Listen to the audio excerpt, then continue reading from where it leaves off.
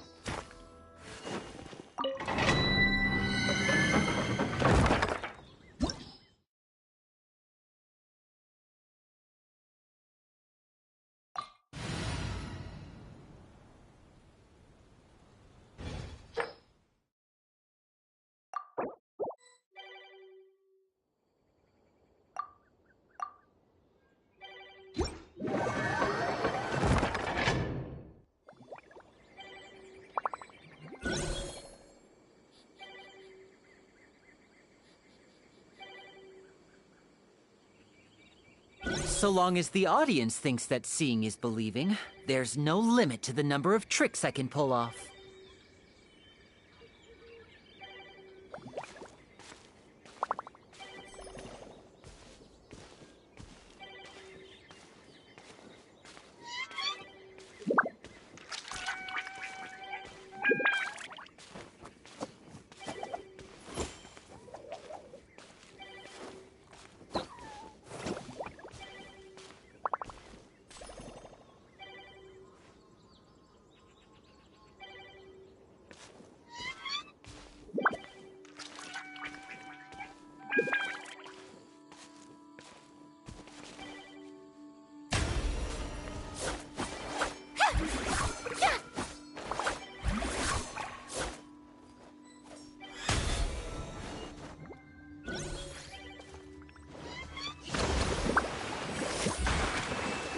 This is no time for distractions. Seriously, you have a great magician standing right here. You don't want to miss the best part, do you?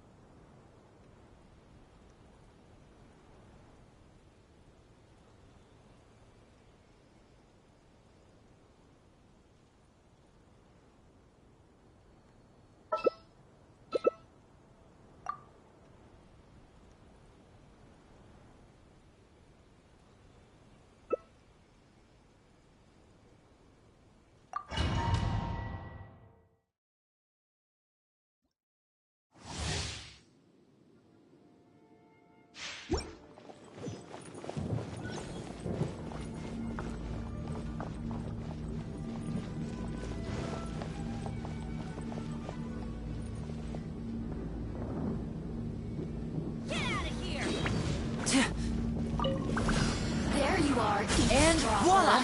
Time for a lunch tail. Benton, going in. Didn't see that coming.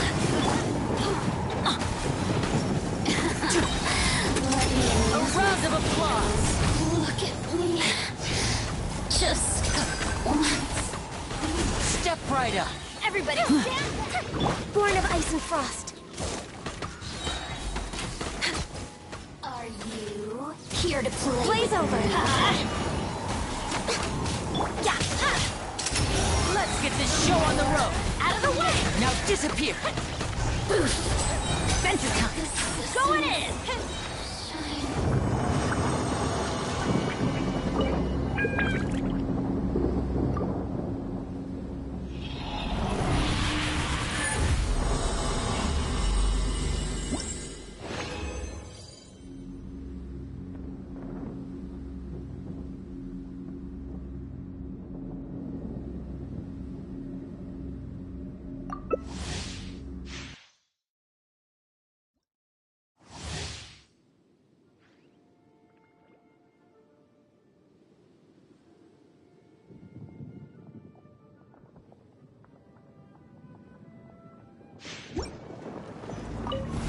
There you are, Step right up!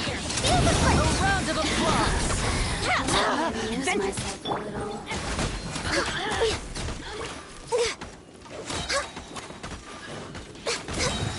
All hail!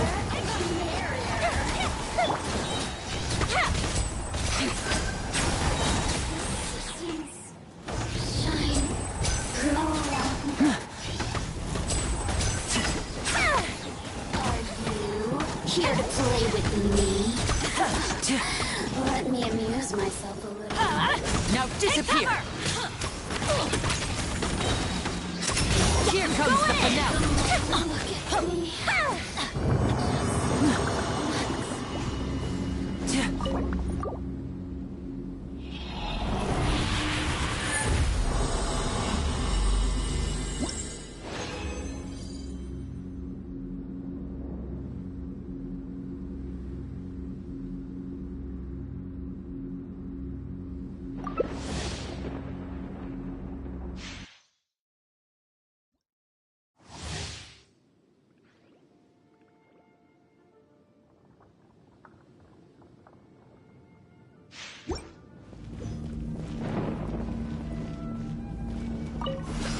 There you are. And voila! Take cover! Let me amuse myself. Adventure time. A little. Access denied. I can fix this. Out of the way! This is long overdue. Everybody stand back! No touching. Adventure time! Just get out of here! Now disappear! Here to play with me. Let me amuse myself a little. Assistance. Shine.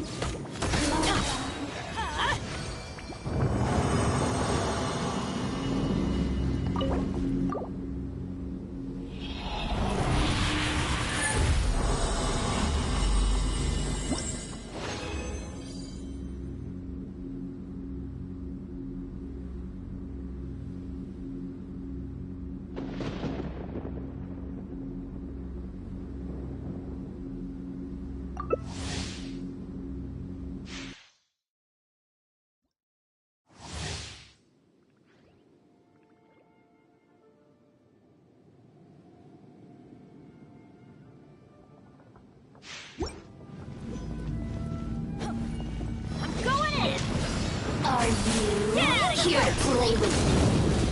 The more, the merrier. A round of applause! Let me amuse myself a little. Over here!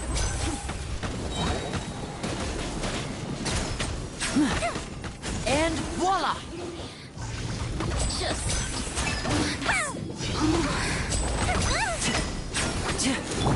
all hail!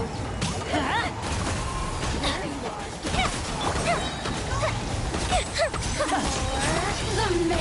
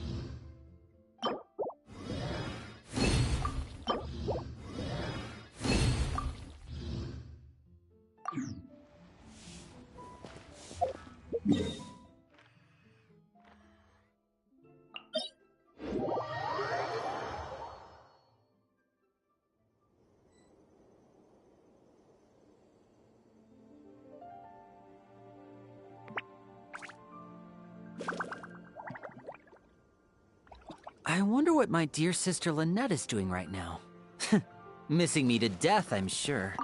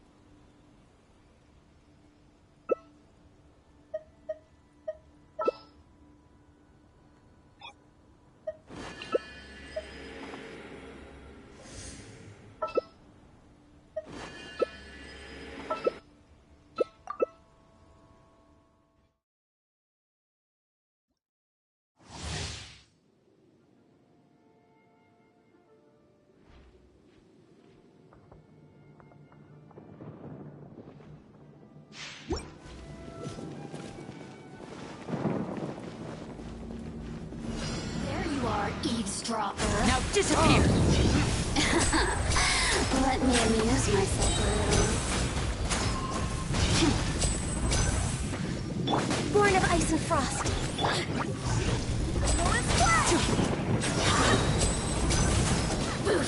Step right up! No touching! We're way behind schedule. Blaze over! Over here! The merrier. You really know how to get me. Just once more.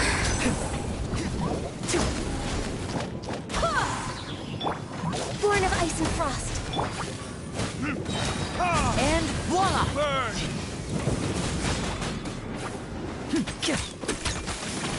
Are you here to play with me?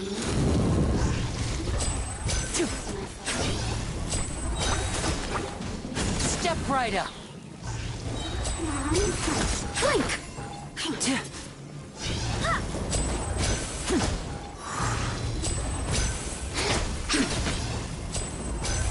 I'll take over. Now disappear!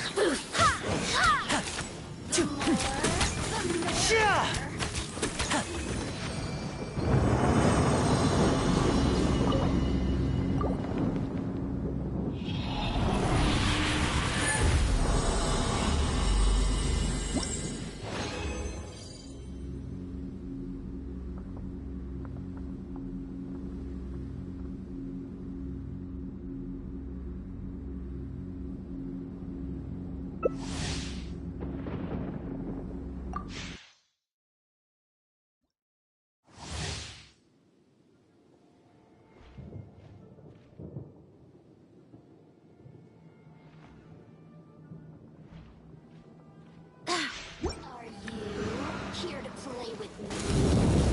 Step right up! Let me amuse myself a little.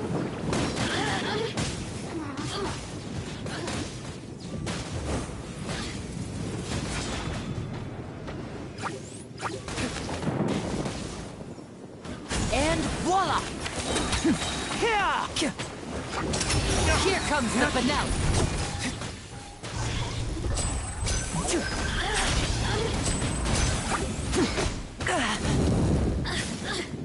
No touching! Blink! For Rex Lapis! Really know how to get me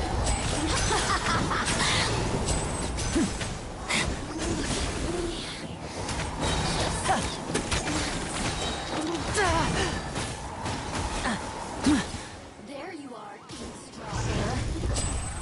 The more, the merrier. Over here! Step right up!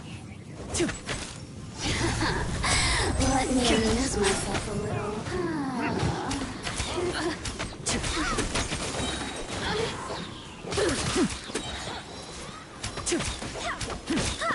And voila!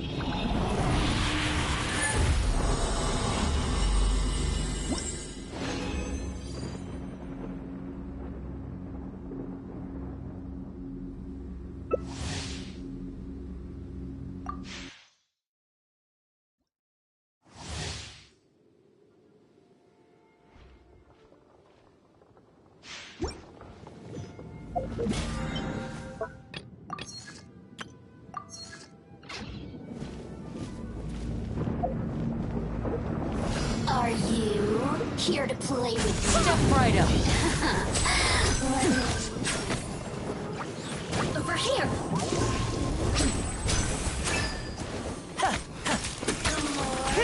The merrier! Now disappear! Blink! Let's get this show on the road! Blink!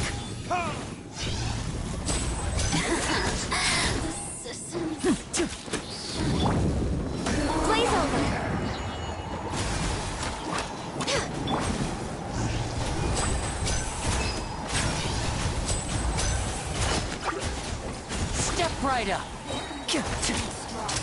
A round of applause. Over here!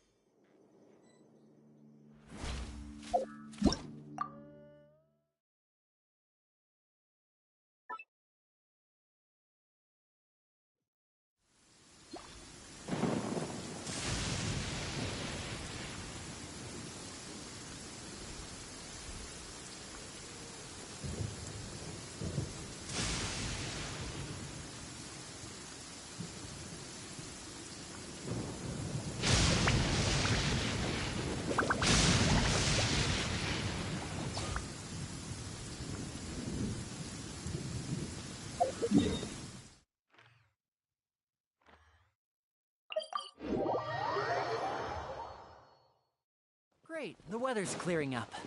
I wonder if there's someone up there performing magic too.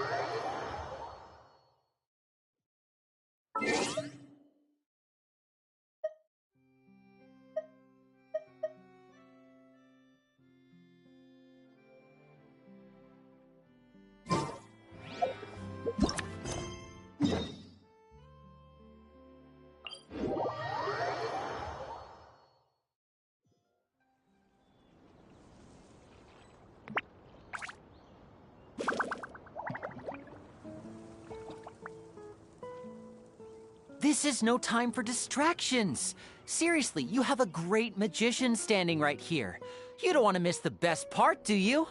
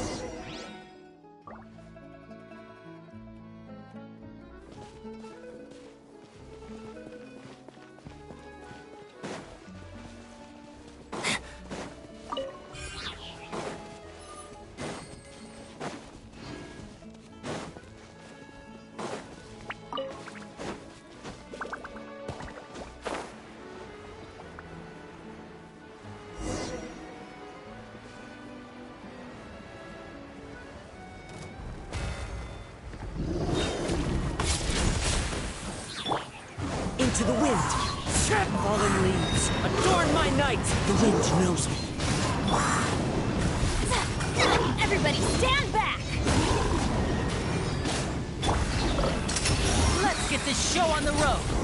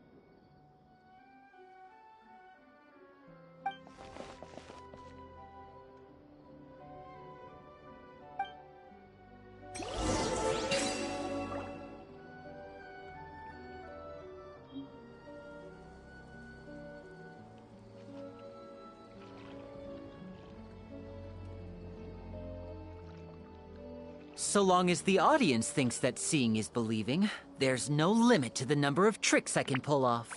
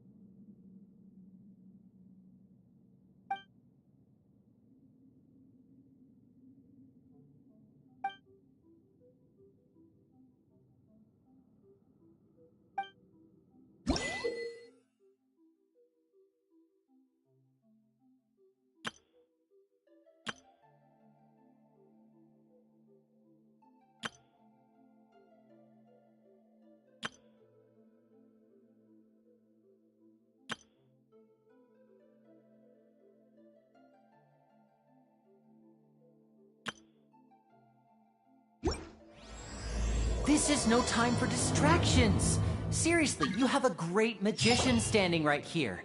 You don't want to miss the best part, do you?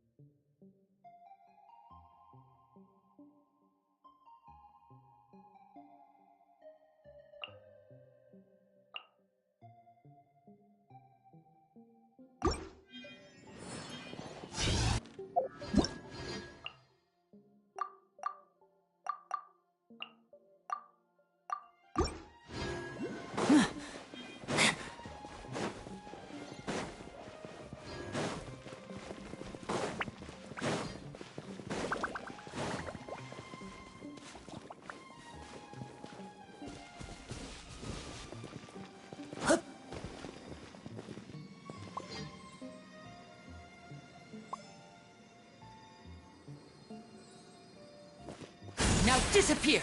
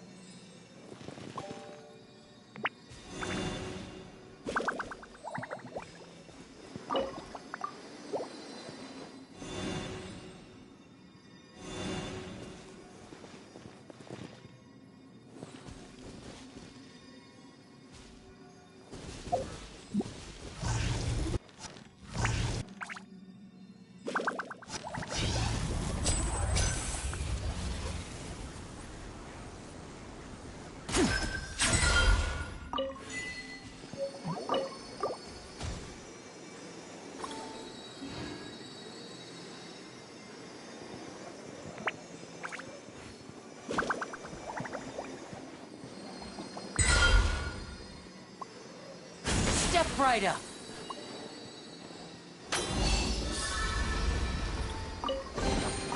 I wonder if this chest is some kind of trick.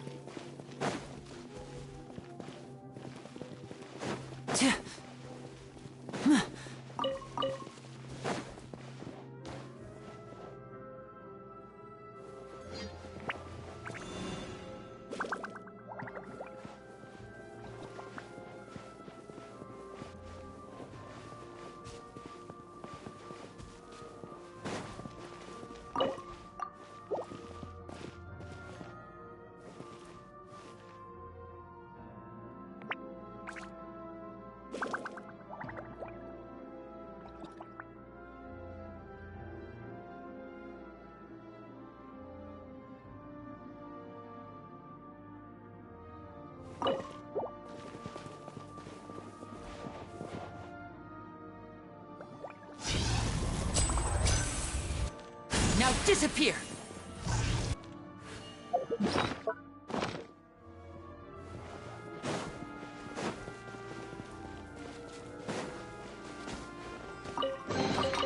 I wonder if this chest is some kind of trick.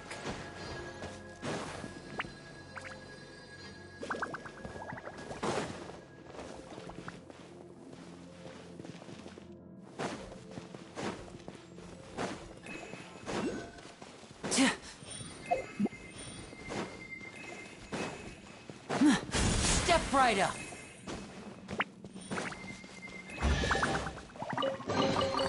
I wonder if this chest is some kind of trick.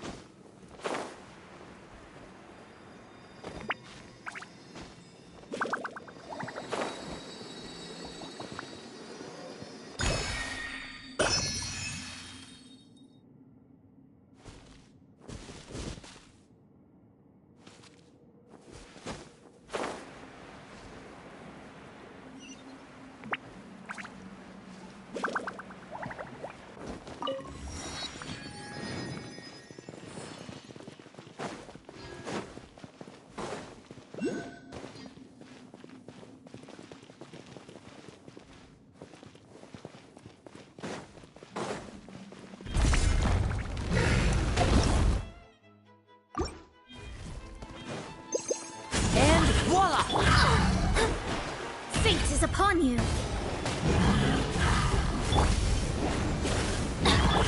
Into the wind. Clouds high. The birds call.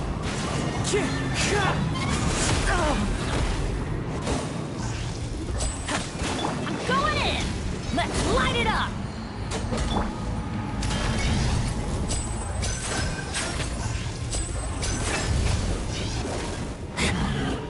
Now disappear!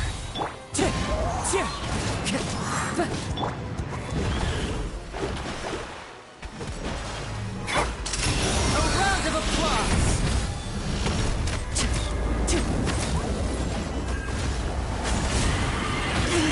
Stay cool, Lynette.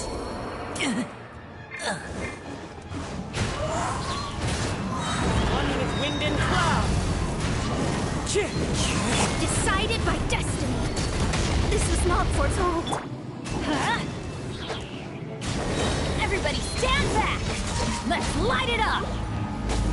Huh? That's gonna hurt in the morning. Let's light it up! Wind strider.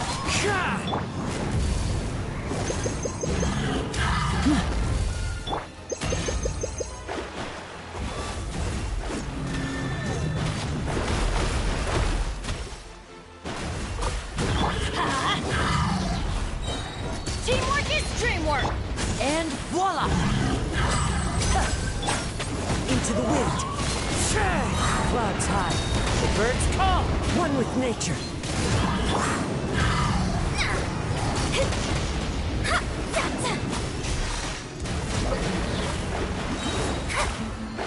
Fate is upon you.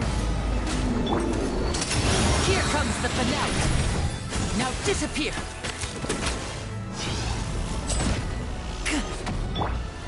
Into the wind.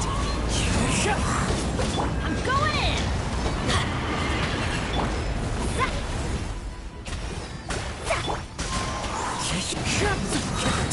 Step right up!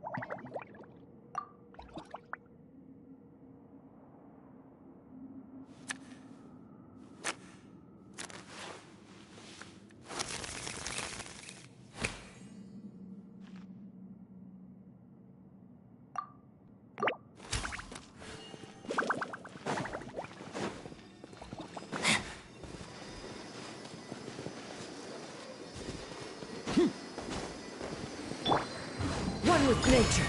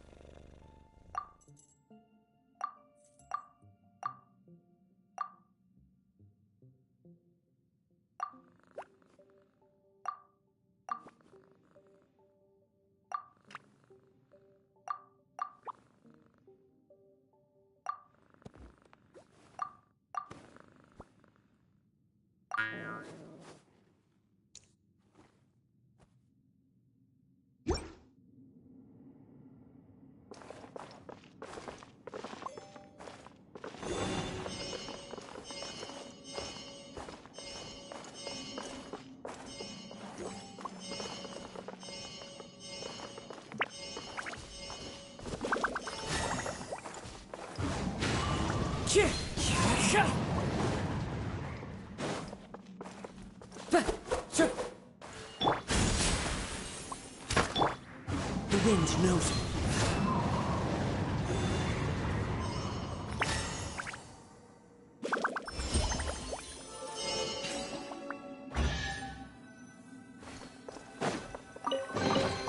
Brings a smile to my face.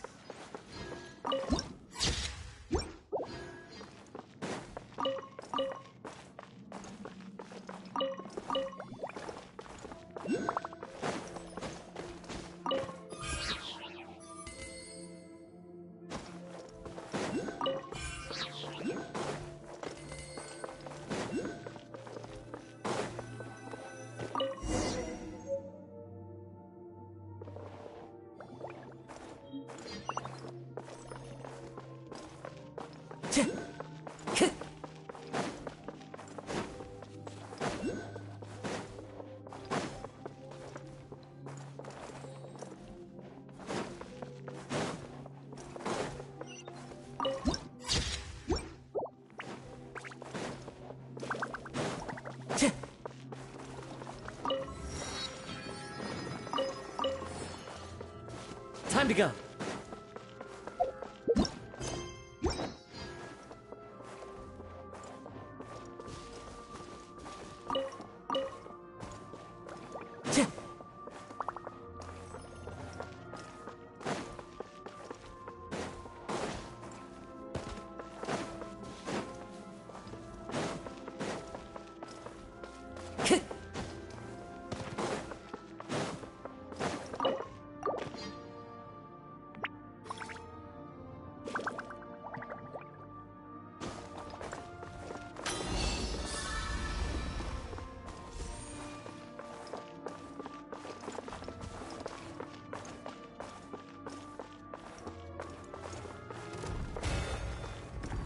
One with nature. Decided by destiny. Now, let's get this show on the road. Teamwork is dreamwork. As one with wind and cloud. The wind knows me.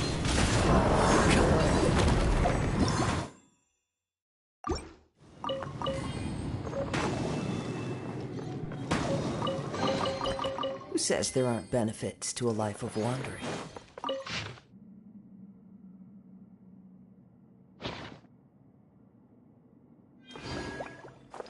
Time to go.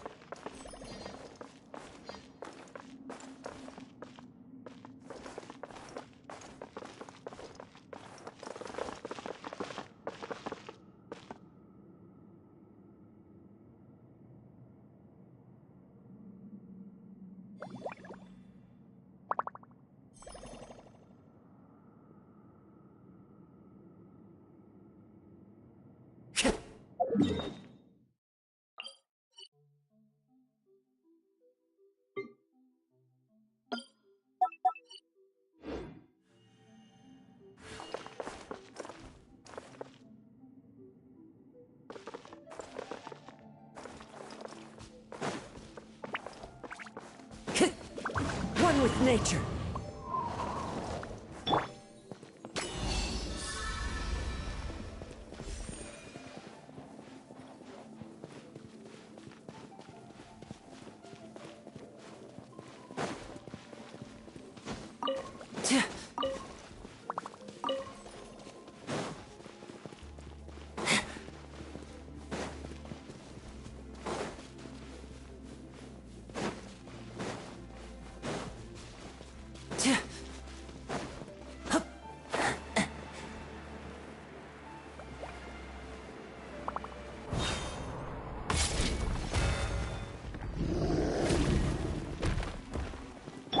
Let's light it up!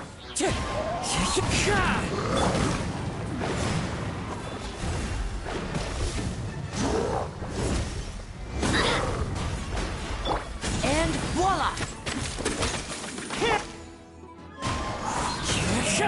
Fate is upon you. Leave my space. Huh? I'm going in. Let's light it up. Fallen leaves, adorn my night! Huh? Shadows of fate.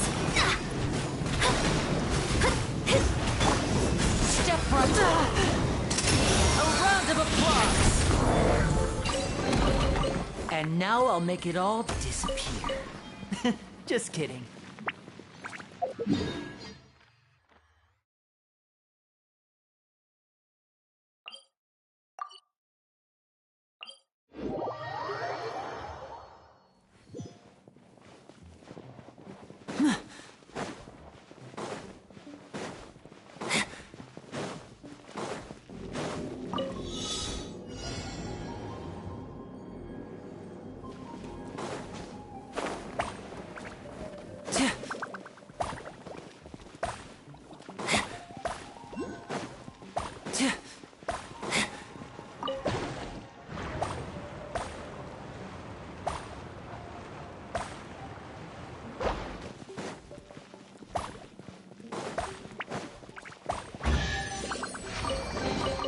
Guess this'll go into my magic pocket.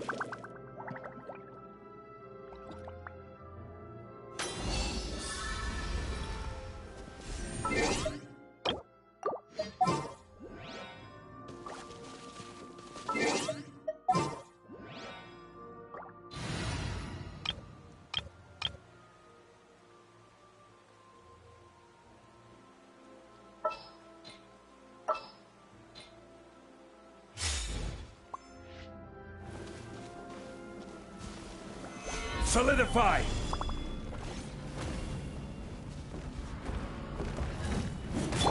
Lament!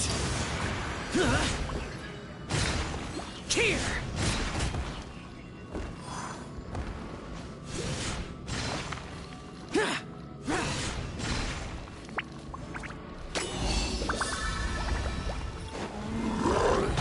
Useless. Have fun with this gift. Stabilize!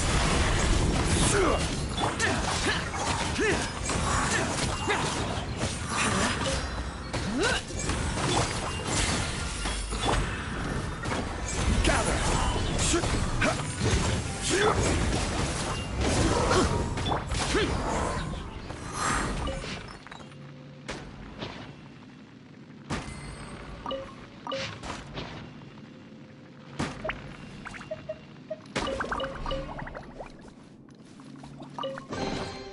If it's useful, I'll take it.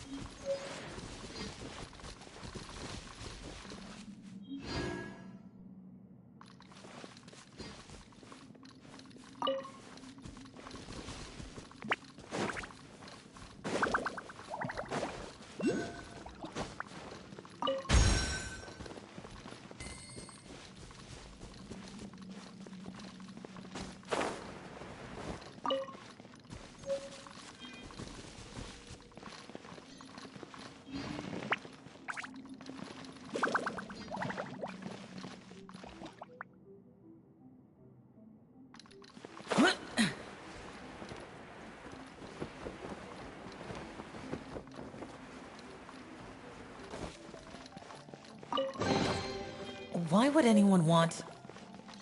Forget it. It's not my concern.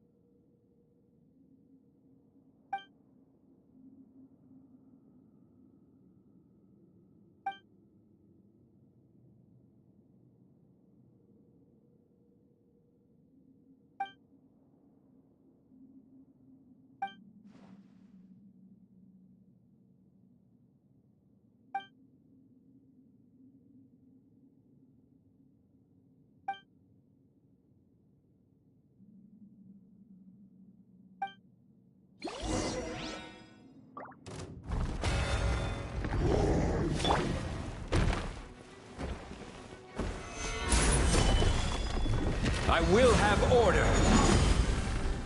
Gears of the storm! Disappear! Worthless!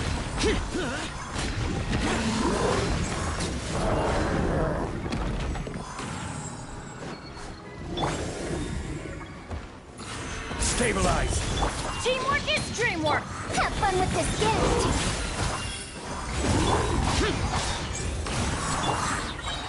This is order.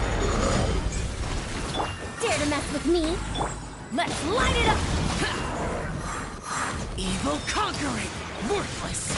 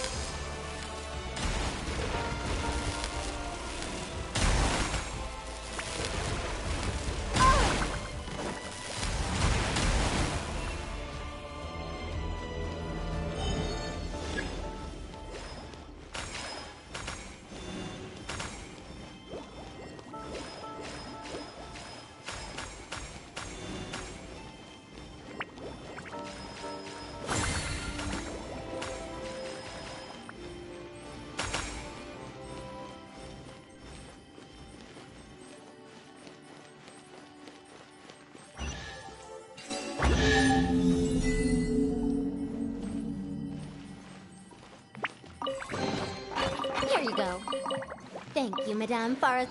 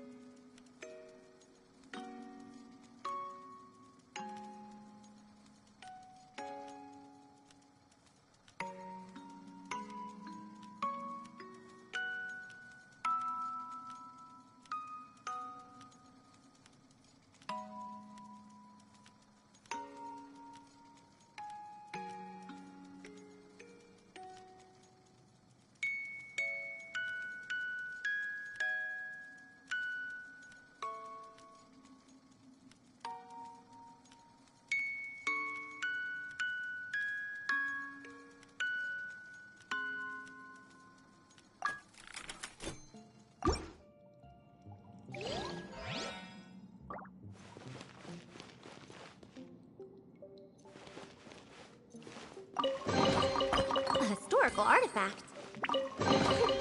Never mind.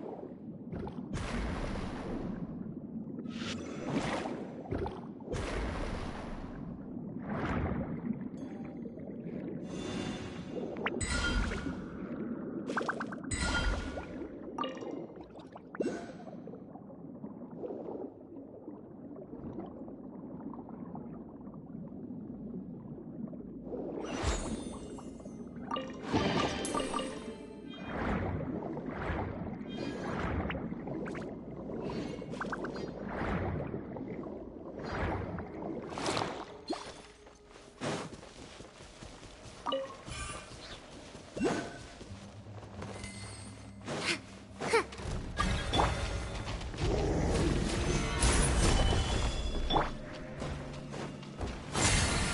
repeats its course.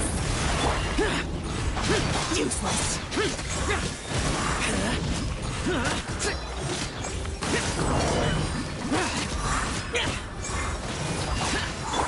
I'm going in! Order guide you. Gears of the storm! Dare to mess with me? Useless. Lament. Here. Worthless. Worthless. Here. Here.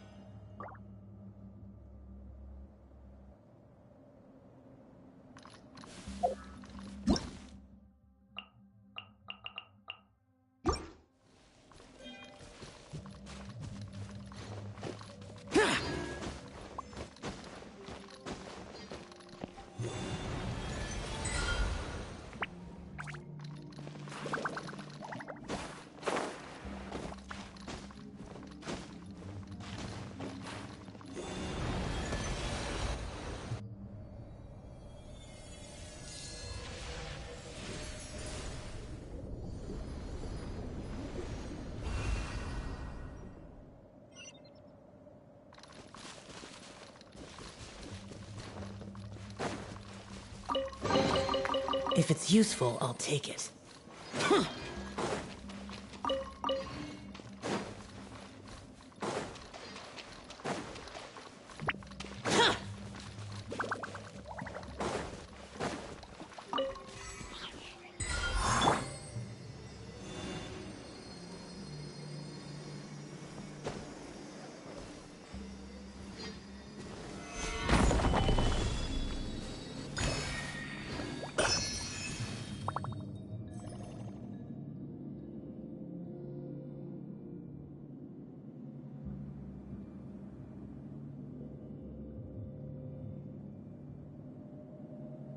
Osmanthus wine tastes the same as I remember.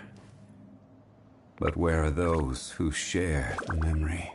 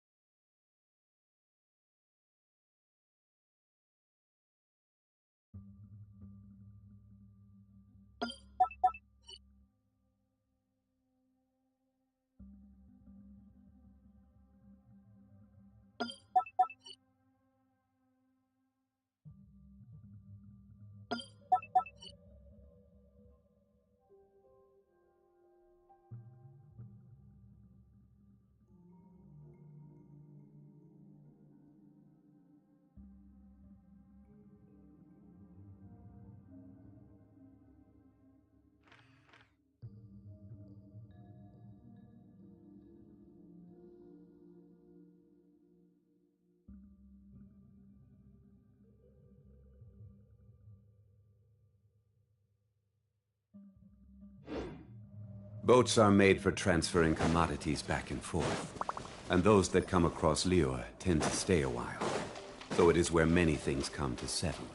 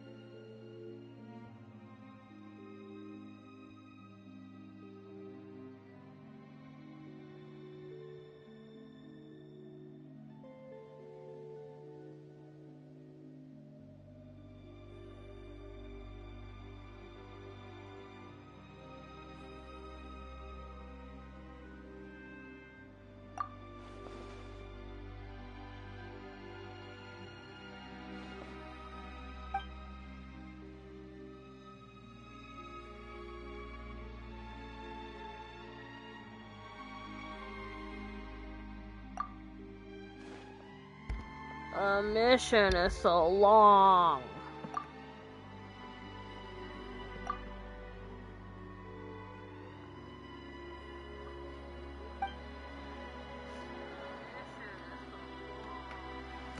Midnight.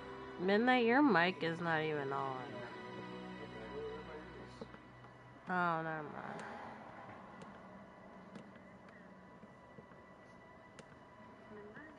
Midnight, your mic is not even on.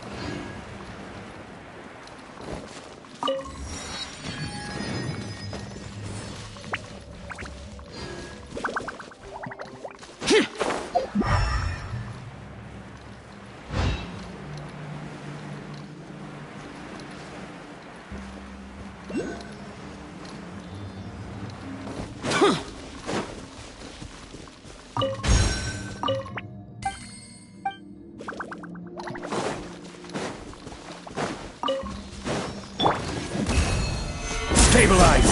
Too late for regrets! Useless! Truth repeats its course! Teamwork is dreamwork! This is order!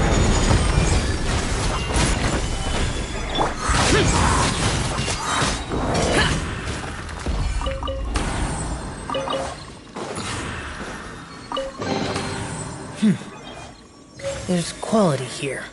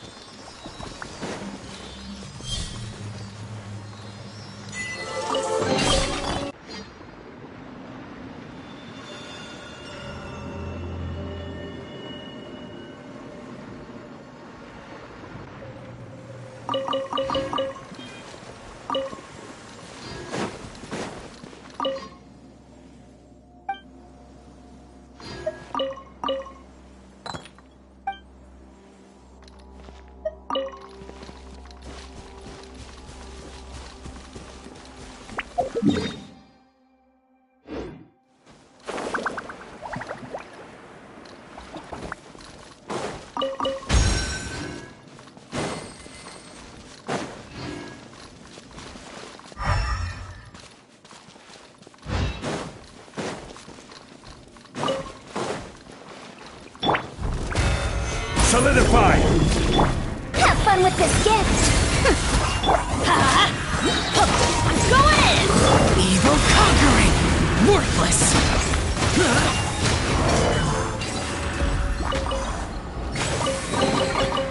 Why would anyone want... Get it. It's not my concern.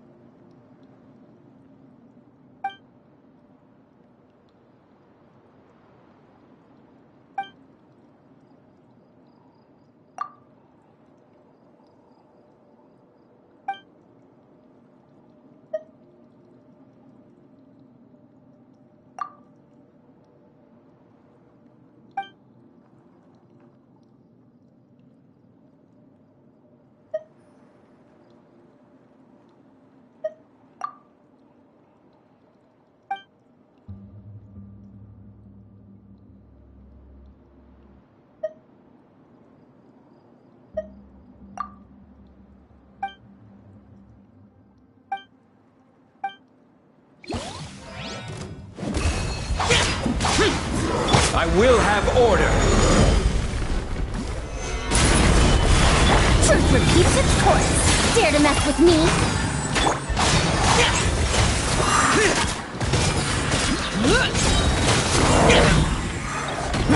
Lament! Here!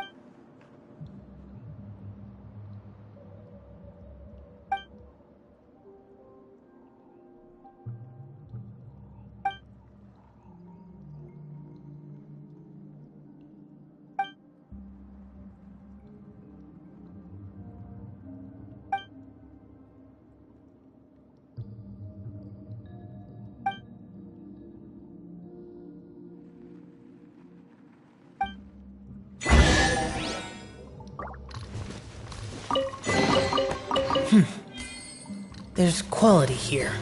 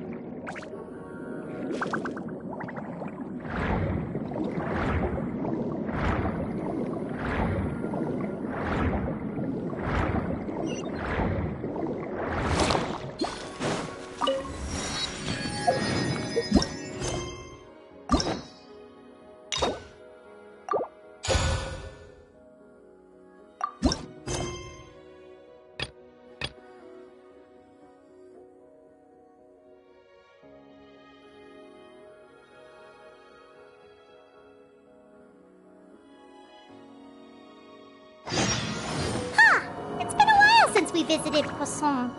Maybe we should head over and have a look around.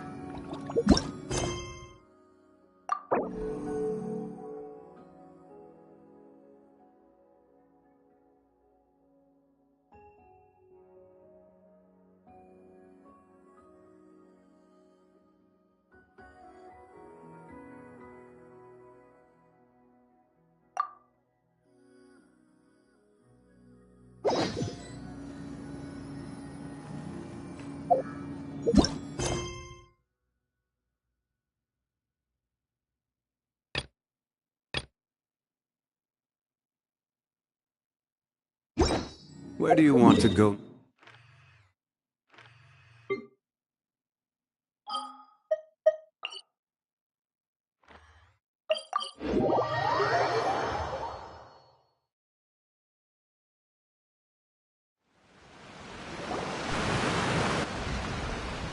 Hey, traveler. Paimon. Oh, Paimon knows that voice! Over here.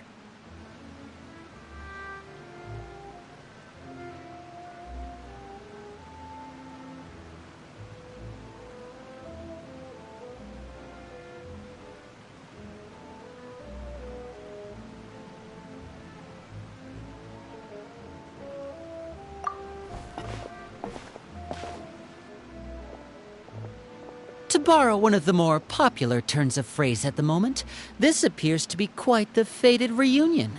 Running into you two out of the blue like this has really made my day. I certainly wasn't expecting it.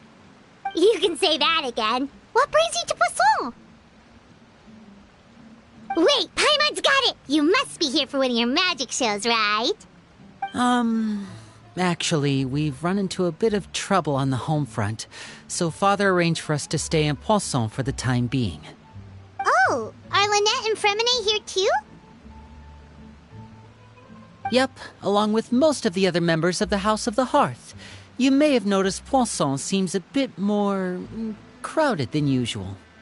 So you're saying nearly the entire organization has moved to Poisson?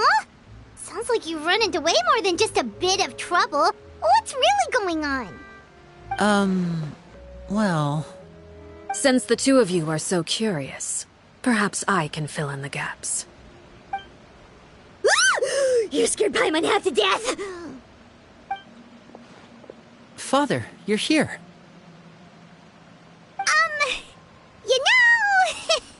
On second thought, maybe we don't need to know. It's all probably super confidential House of the Hearth stuff, right? We totally weren't trying to pry or anything. No need to be nervous. I could sense your genuine concern from your conversation just now. Of course, I can also understand your confusion. Sending so many Fatui here to Poisson, it's only natural that some might suspect an ulterior motive to be involved.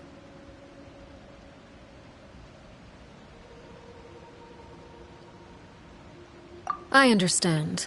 I'm well aware you've had your fair share of confrontations with the Fatui in the past, and I can't exactly guarantee that we'll remain on good terms in the future.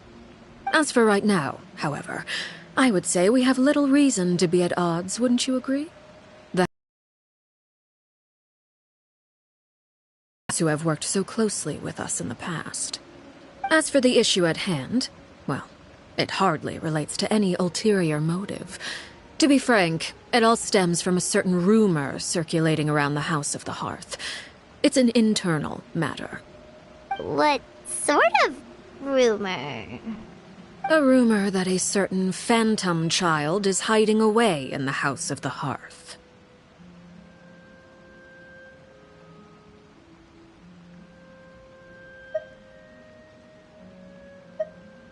A phantom child? Ooh, just hearing the name is giving Paimon the creeps. A spirit that should have long ceased to exist is lurking in the shadows of the House of the Hearth. So I decided to bring the children to Poisson before continuing to investigate the situation. I expect I should be able to track down the spirit fairly quickly. After that, it's just a matter of resolving the situation, if you will. It shouldn't be much trouble at all. If you're curious, or if you still have some concerns, it might be advisable to stick around for a few days.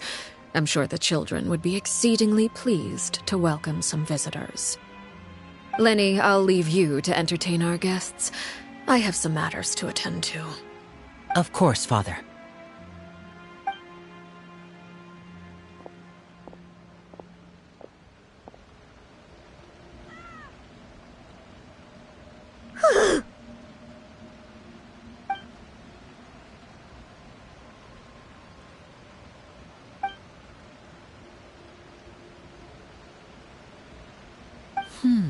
It has long been a dream of mine to invite you to our home and introduce you to my other siblings. You're quite well known in the organization already. A lot of people have been talking about you, especially after everything with the prophecy. If you're willing, why don't you stay a while and have a little chat with us? Alright. We don't have anything else to do right now anyway. But let's be clear, we're just gonna be there as guests, okay? Don't get any funny... Oh, wait a second. If we're your guests, that probably means we'll be treated to lots of yummy food, right? Of course. During our stay in Poisson, we've been helping out the locals with some fishing. We bring in quite the bounty every day. In fact, today's the perfect chance for me to show you what I can do in the kitchen. Let's go. I'll take you to where we're staying.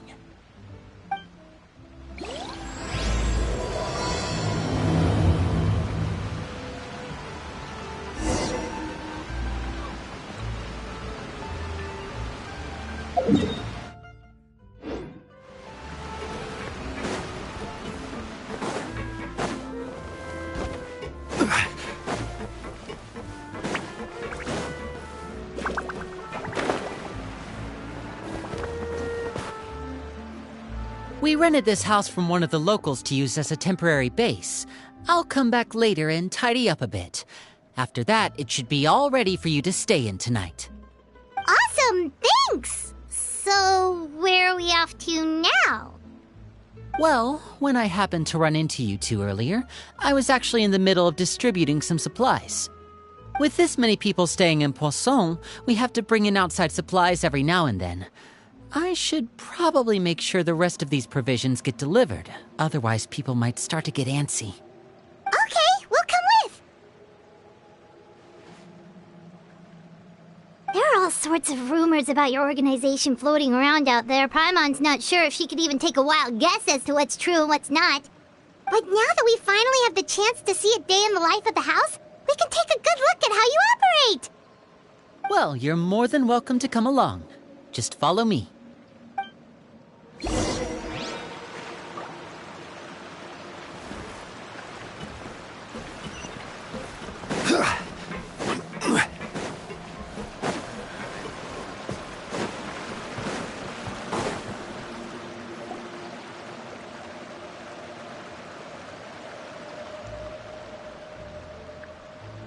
Linny! You're finally here. The supplies. I'm assuming you've... Brought them with me? Yep, here you go. Hello? Something caught your eye? It's the Traveler in Paimon! No way! Come here, everyone! Hurry! The Traveler and Paimon are here!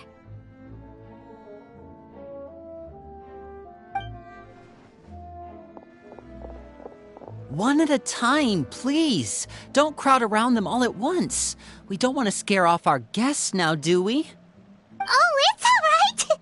Gotta say, Paimon didn't realize we were this famous. Of course! Father and Linny have told us so much about you. Father told us about how you helped Linny. According to her, you're a trustworthy friend. And as far as she's concerned, that's pretty much the highest compliment we've ever heard her give. As you can imagine, everyone's been very curious about you. I heard the Traveler is so strong that she can move a mountain with her bare hands. I heard Paimon eats so much that she can clean out the entire pantry at Hotel de Boer in just 3 days. Wait a second! That's the rumor you heard about Paimon? Oh, not cool at all!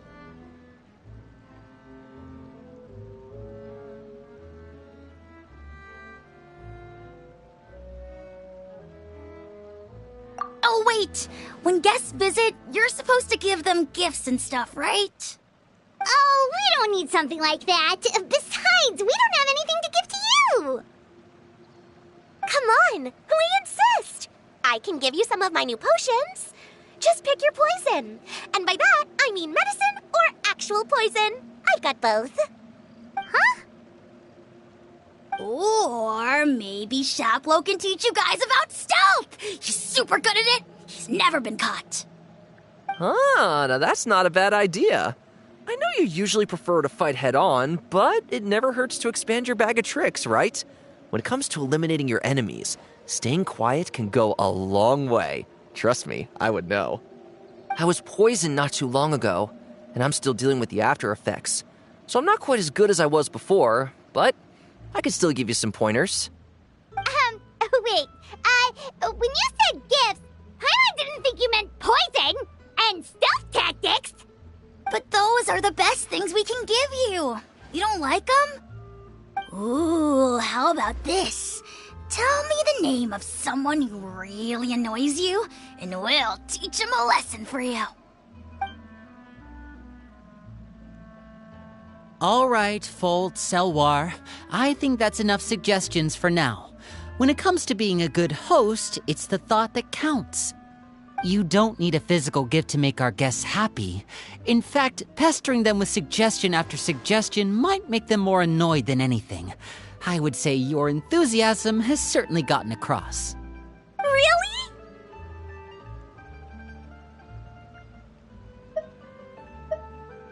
Awesome! It's been so long since we've had guests to play with. If there's anything you need, just let us know. Yeah, especially if it's poison or something. I've got all sorts of potions for that. Well, we'll talk to you all later. We've still got supplies to distribute. All right, see you later.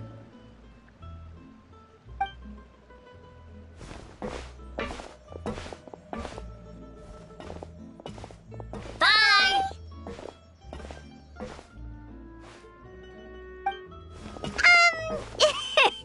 Lenny, about all that poison and stealth tactics talk just now. Scared you, did it? That kind of talk comes with being part of the House of the Hearth. When Foltz was really young, he strangled all of his family pets, just out of curiosity. He was labeled a dangerous problem child and was abandoned by his family. Elwar has an unnatural obsession with potions. Father has forbidden her from trying all the different concoctions she comes up with, but she still tries to test them in secret. You really have to keep an eye on that one. Chaplot is around my age. While I'm mainly responsible for collecting intelligence, he handles surveillance. He's very passionate about his work and has no reservations about taking on some very difficult missions. I know you two probably aren't used to that kind of talk, but I can promise you they only had the best of intentions. Things like stealth tactics and developing different poisons, they really mean a lot to them. They were just trying to share the best of what they could offer, that's all.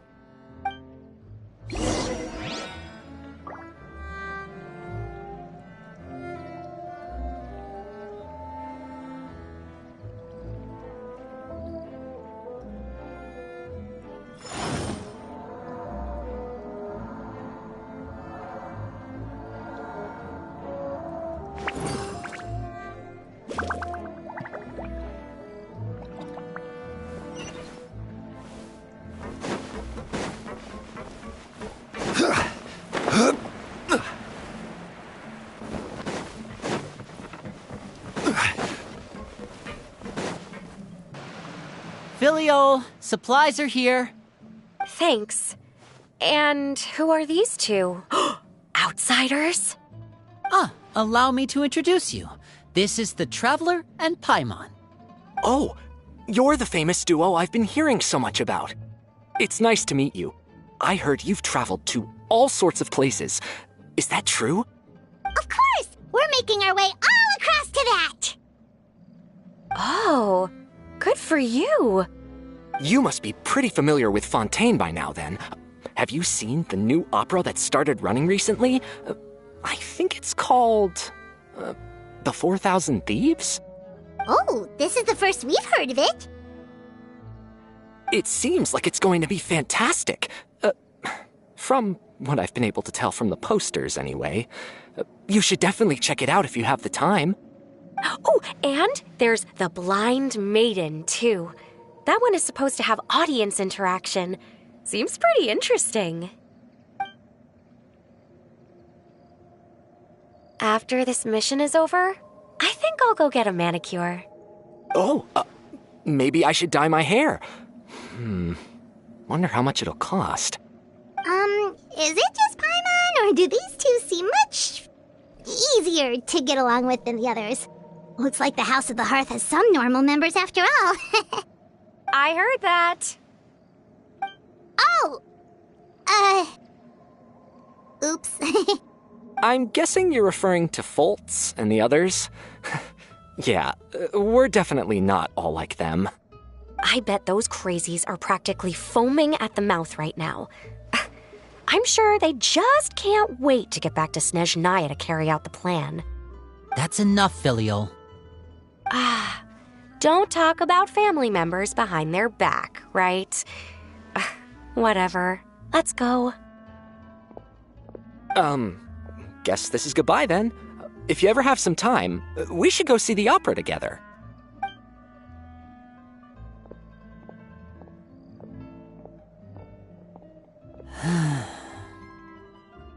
Well, that's it for the supplies. We should probably head back as well.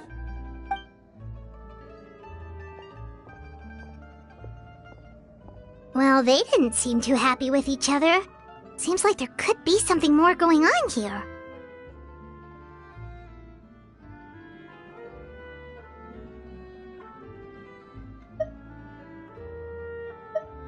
You're right.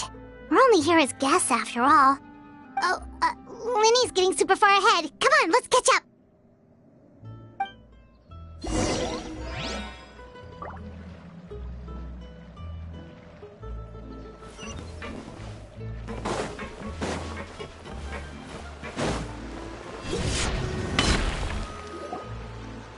So, what do you think of the members you've met so far?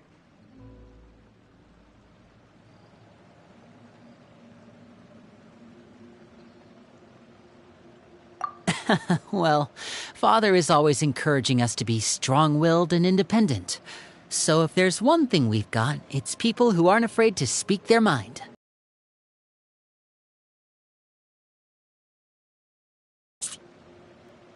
Then let's head out and... Fremine, what are you doing here? Well, Fremine, nice to see you again! Oh, you too. I heard you're here as guests of House of the Hearth. Welcome. We were just going to make some food. Why don't you come along? I could use some help in the kitchen, and I seem to remember you mentioning you wanted to make seafood soup for the traveler in Paimon. Seafood soup? Oh, Paimon is drooling already.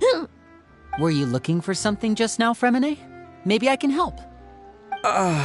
It's nothing. I just wanted to see if there were any extra supplies. Yeah, we've got some left over. What do you need? Some food and water, and some clean cloth, if possible. No problem. Give me a second here. Food, water... Wait a minute. What do you need all of those for? You're not on any missions as far as I'm aware, and you were just going to come eat with us. So what's this all about? I thought I'd grab an extra portion because I get hungry at night. Could be because I'm growing, you know, and... Fremine, you remember what I told you? You're not like me. Your lying skills still need some work. Tell me what's going on. Is it really bad enough that you have to keep it from your own brother? Maybe it'll be better if we gave them some space.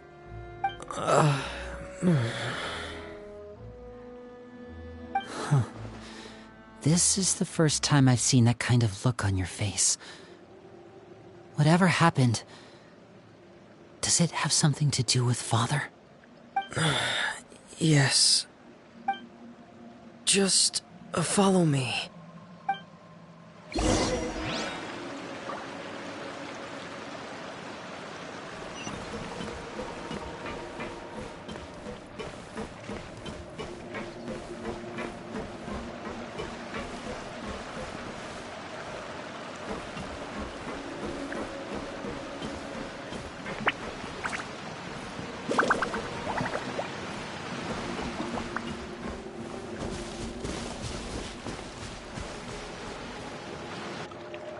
You're back! Oh, and you've brought some friends with you this time. Hello, my name's Linny.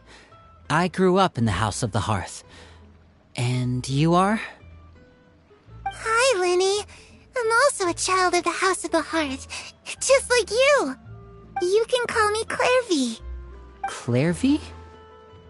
It's nice to meet you. Does that name ring any bells, Linny?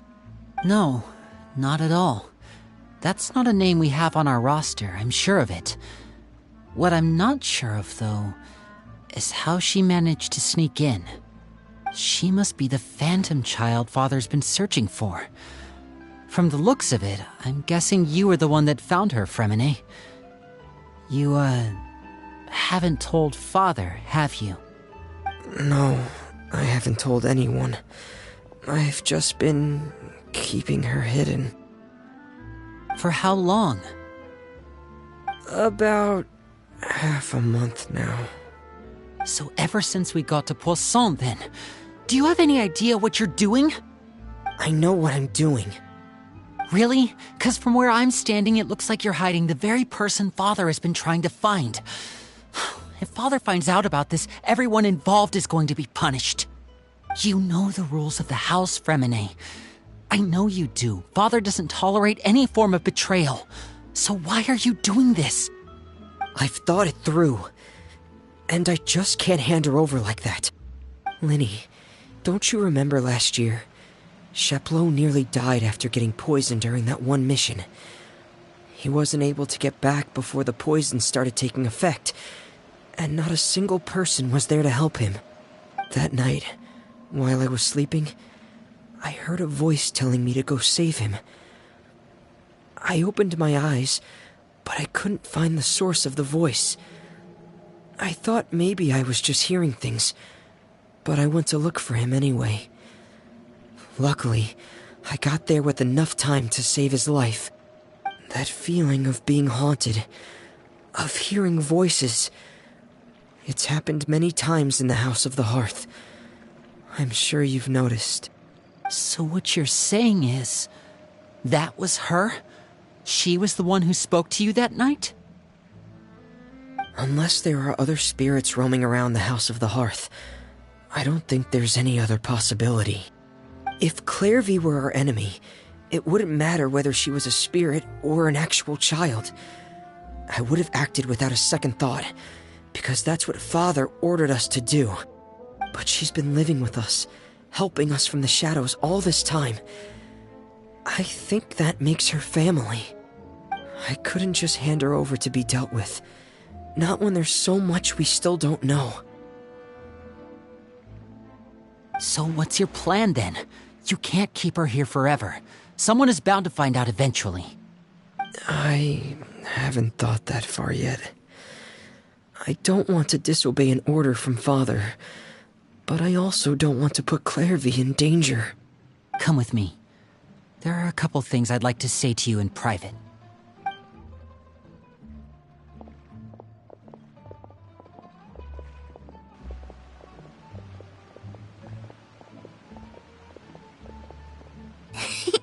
Those two sure care a lot about each other.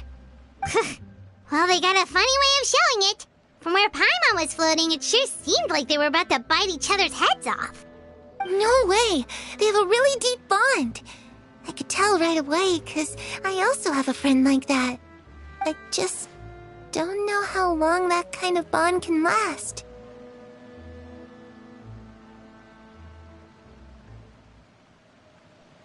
The darkness in the house runs deeper than you can imagine. No one can get out alive. I'm sorry, Linny. I really didn't mean to drag anyone else into this. Oh, really? You didn't mean to? 'Cause I, for one, wish you did. Huh? What do you mean? You know, when we were younger, you didn't call me Linny. You called me brother, just like Lynette. We grew up together, the three of us. We were all orphans, all rescued by father. Of all the siblings in the House of the Hearth, I think our bond was the closest. Later on, when you started calling me Linny, I wasn't actually surprised. After all, Lynette and I are related by blood. We've had to depend on each other to survive long before we joined the house. Linny, The darkest and most difficult moments of my life happened before you and I had ever met. I'm sure that's true for you as well. Even so, Fremine, we've stood by each other for all these years now, and to me, that means more than blood. You and Lynette are the most important people in my life. No one can replace you. So I won't let you face anything alone. Not if I can help it. Oh, looks like things are getting kinda heated between Linny and Fremine. Maybe we should go check on them. Oh, it's raining. I should put my clothes away. Hey, you two! Hope we aren't interrupting anything. Like a fight, or... Oh, wait a minute, Fremine. You're not crying, are you? Is everything alright? Everything's fine. Thanks for asking. Well, we're all friends here, right? We've been through so much together, so if there's anything we can do to help, just say the word.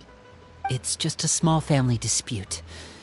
It's not something our guests should trouble themselves with. In fact, it might be better if your stay ended here.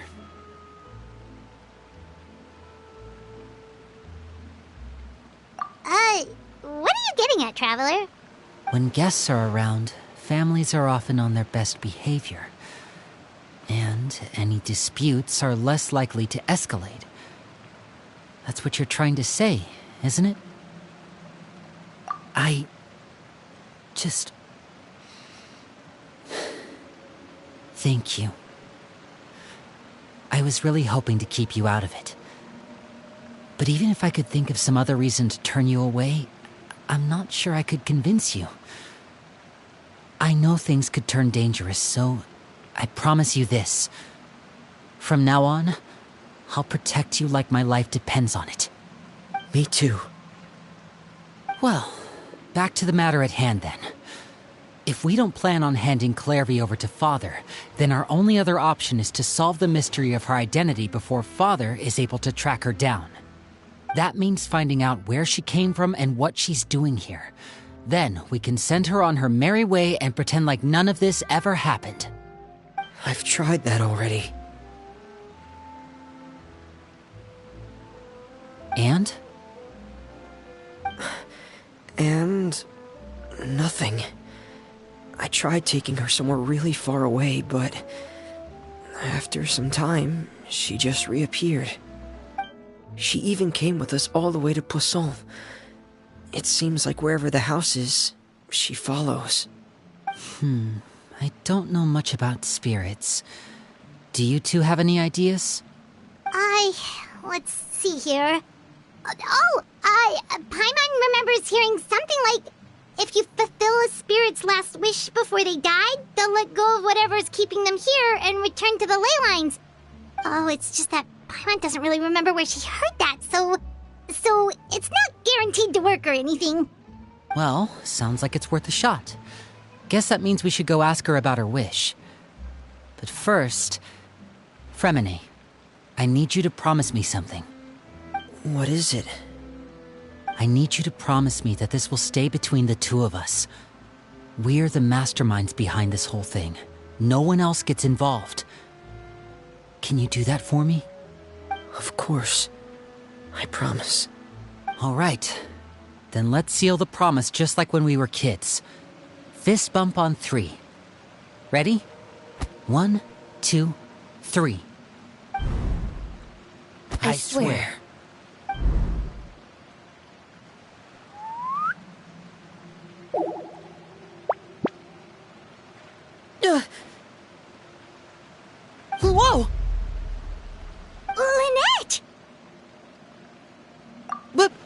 what a surprise. What brings you here, dear sister? And, when exactly did you get here?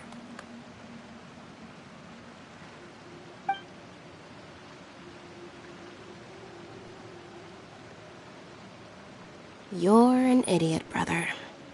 And you too, Fremine.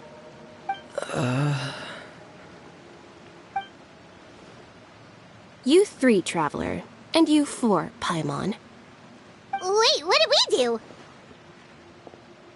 I've seen Clairvy around the House of the Hearth before.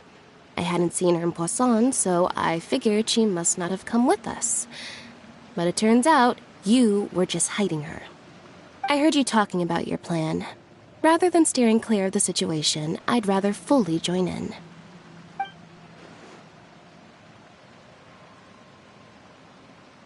If you don't agree, I'll have no choice but to report everything back to Father. Simple as that. You're not giving us much wiggle room here, Lynette. Well, I guess we're all in this together then. After we talk to Clairvy, we'll figure out our next move. There's no time to lose. Let's go.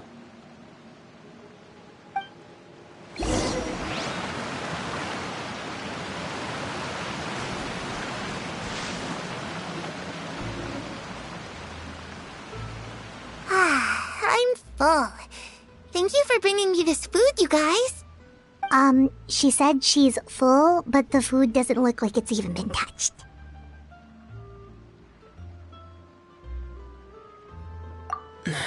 That's right. Based on what I've been able to observe, it doesn't seem like Clairvy can interact with the physical world at all.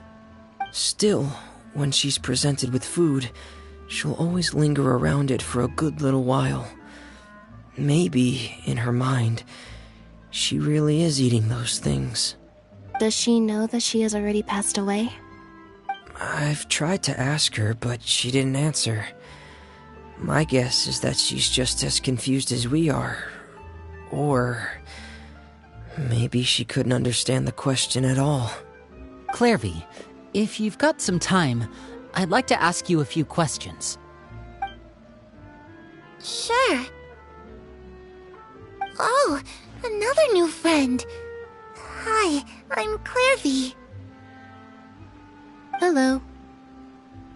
Clairvy, how did you join the House of the Hearth? Huh? Isn't it the same for everybody? The Knave brings you here and then you can't leave. It's just that your name, it's not on the roster. And I've never seen you before. The roster? Oh, I get it now. I think there might be some things you don't know about this place. The people in charge, they're not as nice as they look. They say they keep a roster, but it's not complete. There are a lot of people who aren't on it, and never will be. In this house, some people are family, and other people are just test subjects. Those kinds of people aren't ever going to get a place on the roster, unless it's the roster of people who've been executed. Wait, does that mean the Knave... She... Is there anyone that can vouch for you? Perry, she's my best friend. She's the only one I trust in this place. Have either of you heard of that name before? No. Me neither. Clairvy, Perry. Neither of those names are on the roster. But it seems like she's telling the truth. Either that, or this kid's already got a bag of tricks bigger than mine. Maybe we should try a different approach. Clairvy, do you have a wish? A wish? It can be anything you want. Just imagine. It's your birthday, you're blowing out the candles, and your wish is...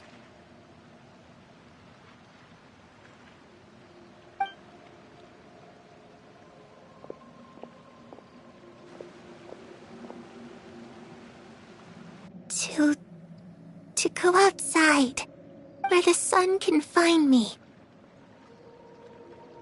That's it? Well, that sounds easy enough. The darkness in the house runs deeper than you can imagine. No one can get out alive.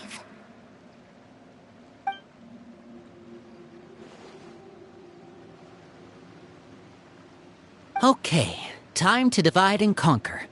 Listen up. I've got a plan. I'll try and find a way to use basic illusory magic to take Clairvy outside and bring her somewhere with sunlight. Lynette, try and find the list of executions that Clairvy was talking about and see if her name is on it. Fremine, you stay in Poisson. We can't be the only ones who've had run-ins with Clairvy.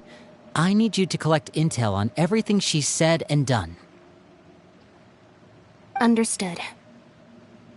I'll try my best. What about us? What should we do? I really appreciate your willingness to help, but this is a family matter. I don't want to drag you in too deep. It's too risky. Let me think. Since Father considers you to be guests, maybe you could stick by her side for a little while. You don't need to do anything except keep up some nice, casual conversation. Ah, Paimon gets it. You want us to distract her.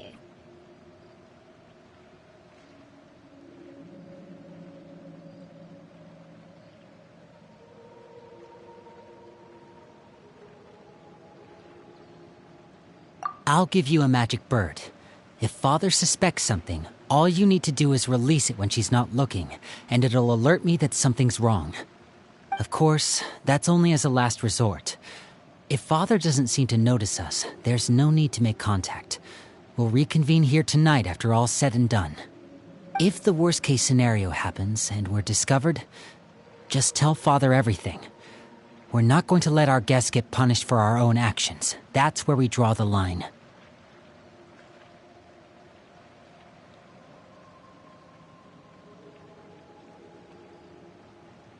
You too. Okay, this is where we part. Father should be at the beach nearby.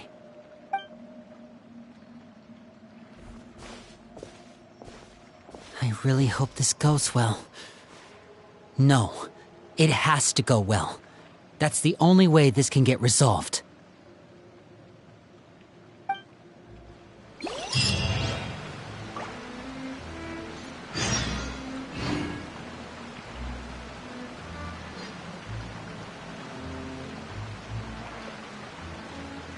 Every journey has its final day.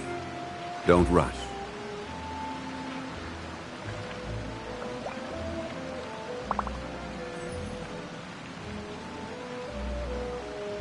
Osmanthus wine tastes the same as I remember. But where are those who share the memory?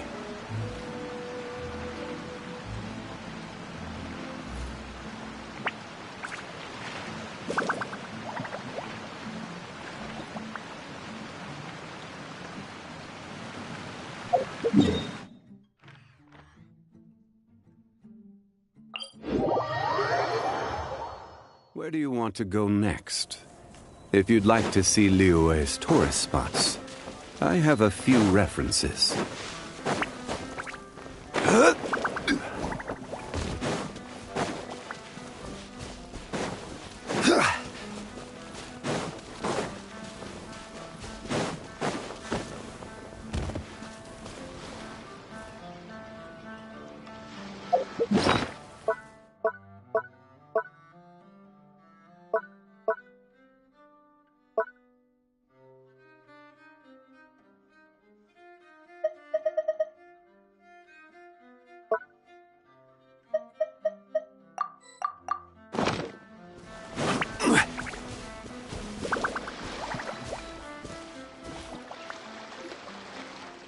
It's the Knave!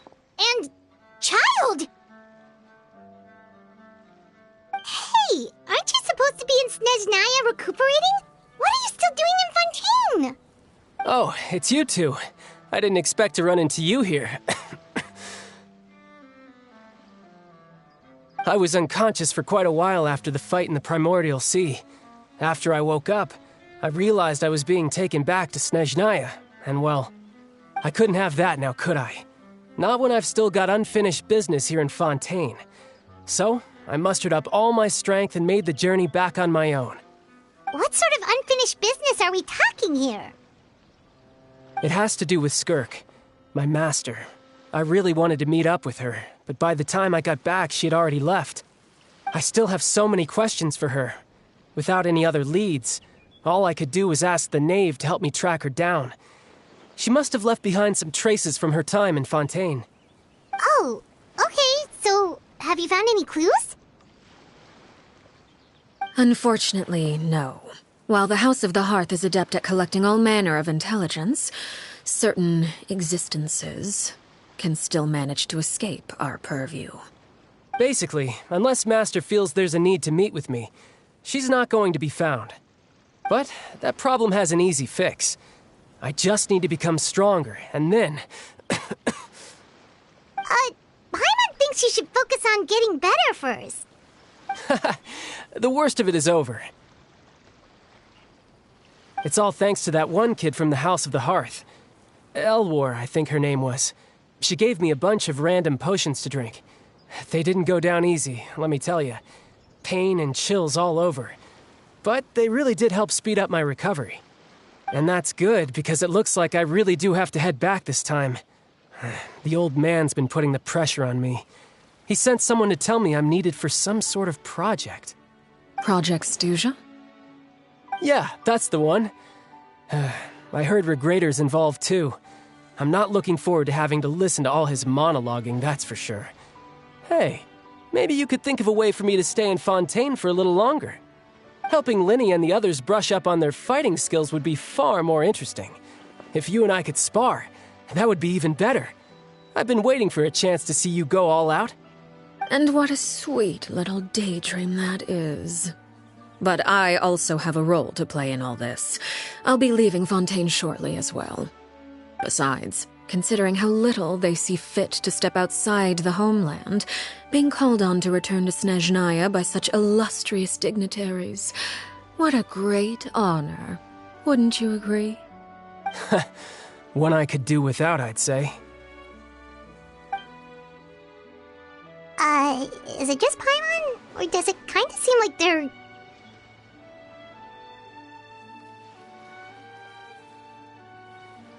So, dear guests of the House of the Hearth, to what do I owe the visit? we just... Right! We're super close to Linny and the others, but we still don't know much about you! Is that so? Introductions have already been made, have they not? Oh, well, you see? There's only so much you can learn about someone from a short introduction. At least tell us something a little extra, like... Why do you call yourself father? Good question. I'd also like to know.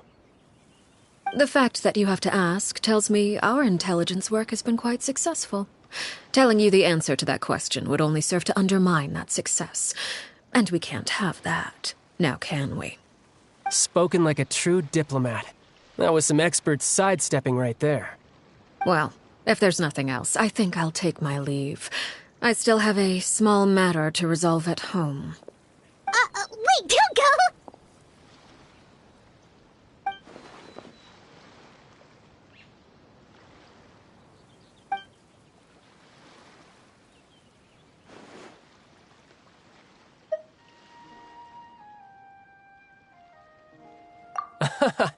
I'd also like to hear the answer to this. I've met some of the members of your organization, and they all seemed like really good kids. They actually reminded me of Tonya and Tusser.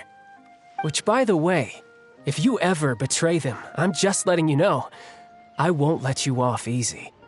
And why would I betray them? Well, you've already betrayed the House of the Hearth once, haven't you? At least, that's what I heard.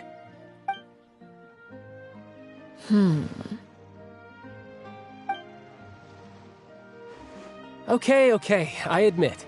That's just what the old man told me. The rooster, I mean.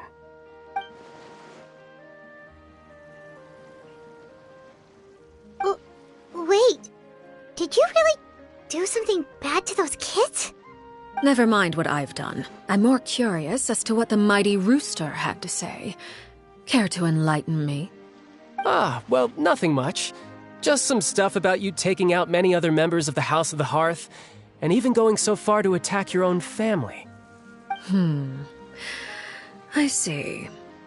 Oh, based on your reaction, I'm guessing it's all a bunch of lies. Hardly. I don't appreciate his particular turns of phrase, but I suppose he didn't say anything untrue. Although, it would be more accurate to say that there is a certain level of prejudice involved, but I don't intend to clear that up just yet. Prejudice has a funny way of concealing the real truth behind certain things, an attribute that I find to be quite advantageous.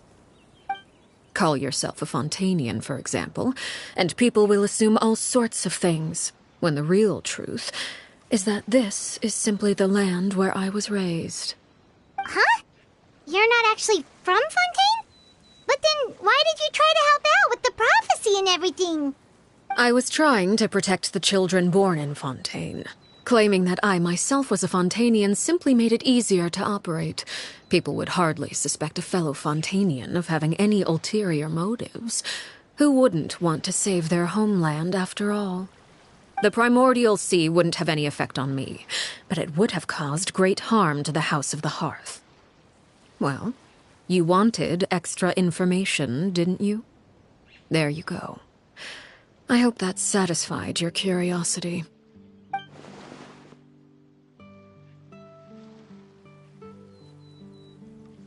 So, you stayed in Fontaine for the kids. I guess I was wrong to believe you'd betray them. Apologies. Looks like I was holding on to some prejudices myself. Good. Like I said, I like it when others have misconceptions of me. Actually, while I was recuperating at the House of the Hearth, there was something else that really caught my attention. I heard that members always resolve disputes and arguments with a friendly spar, and the loser has to back down. Seems pretty cool if you ask me. Would also give them plenty of opportunities to hone their skills. Well, that's only a recent development. In the past, such spars weren't nearly so friendly. The losing party would lose everything, including their life. They were that high stakes? Whew, at least that's not a thing anymore. Well, the current atmosphere's not half bad. I'm a bit jealous, actually. You've got so many family members around you, and you even get to live with them. Having a lot of family around means dealing with a considerable amount of bickering and scheming. Once Tonya and Tusser enter their rebellious phase, I'm sure you'll understand. Just imagine. Tusser becomes obsessed with plucking out strands from the rooster's mustache, or Tonya decides to dye her hair 42 different colors. Okay. I get the picture.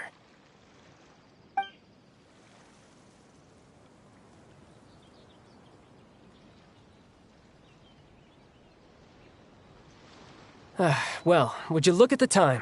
I should probably get going. Traveler, Paimon, I'm not sure where our paths will cross next, but the next time we run into each other, we should definitely try and find some time to spar. Again, maybe this is a conversation we can have when you look less like you're gonna kill over. All right. Well, thanks for everything, Arlecchino. No thanks necessary. You also played a part in obtaining the Gnosis. I would say we can call ourselves even. I like the sound of that. Well, I'm off. See you all some other time. We should probably get going too. Do you want to head back with us? Oh? You want me to leave so soon? Oh, well, you see, I'm rather enjoying the evening breeze. If you don't mind, I think I'll stick around for a bit. I have some things to think about. Apologies for not attending to you like a proper host. Please forgive this slight. I do hope you'll have a pleasant stay. We managed to keep her distracted until nightfall. Good thing Child was there to keep the conversation going. You don't think she suspected anything, do you?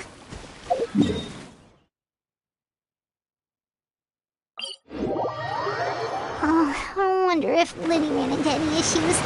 Let's hurry back and see how everything went.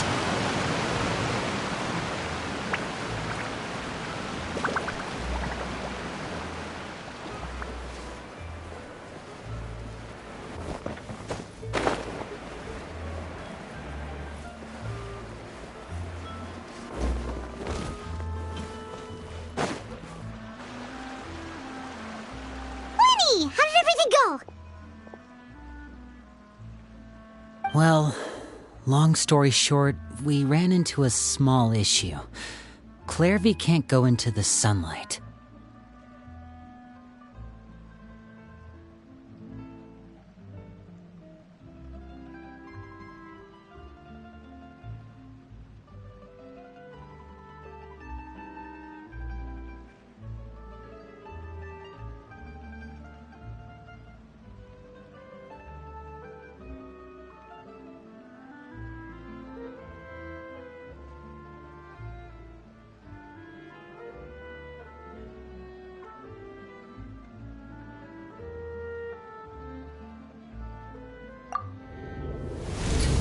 Everything was fine at first.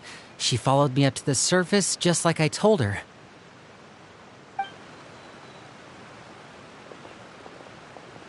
But as I led her out of the shadows and into the sunlight, she vanished.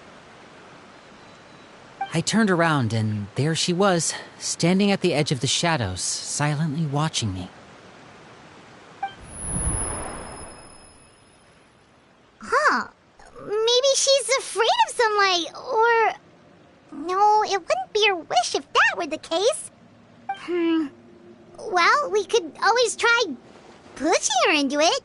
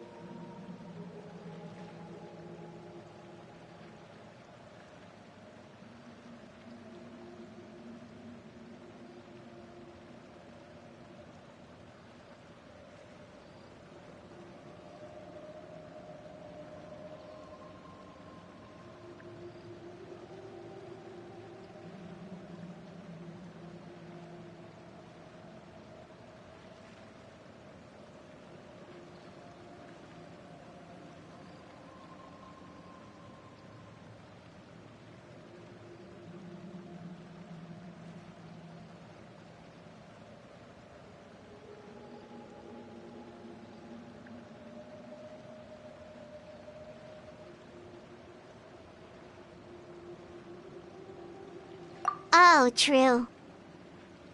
I've pretty much tried it all already. Nothing worked. Eventually, the sun went down, so all I could do was bring her back here. How did it go with you, Lynette? Good. I've got the list. It's right here. Really? Well, what are we waiting for? Let's take a look!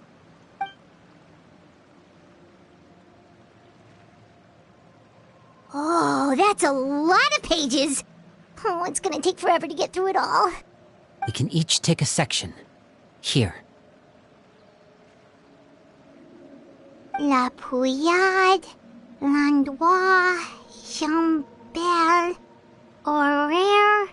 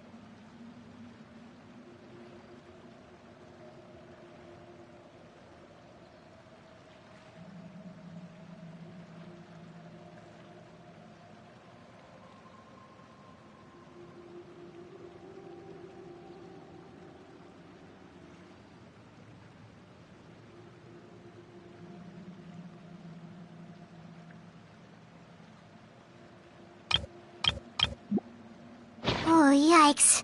That rare guy has a huge scar on his face. He's kinda giving Paimon the creeps.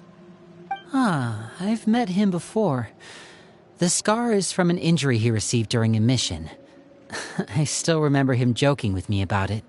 He said any future lover would take one look at him and then lose all interest. Did he say anything else? Well, I asked if there was someone he was interested in. He said no, and that's where our conversation ended. It was only later that I learned he really did have someone he liked. He risked everything to escape so he could be with her, but it didn't work. One day, Father asked to see him, and, well, I never saw him again after that. Wait, so that means the Knave, she...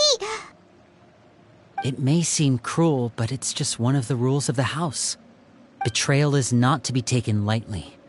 We know too many secrets to come and go as we please. So, if you do try to leave, you pay with your life.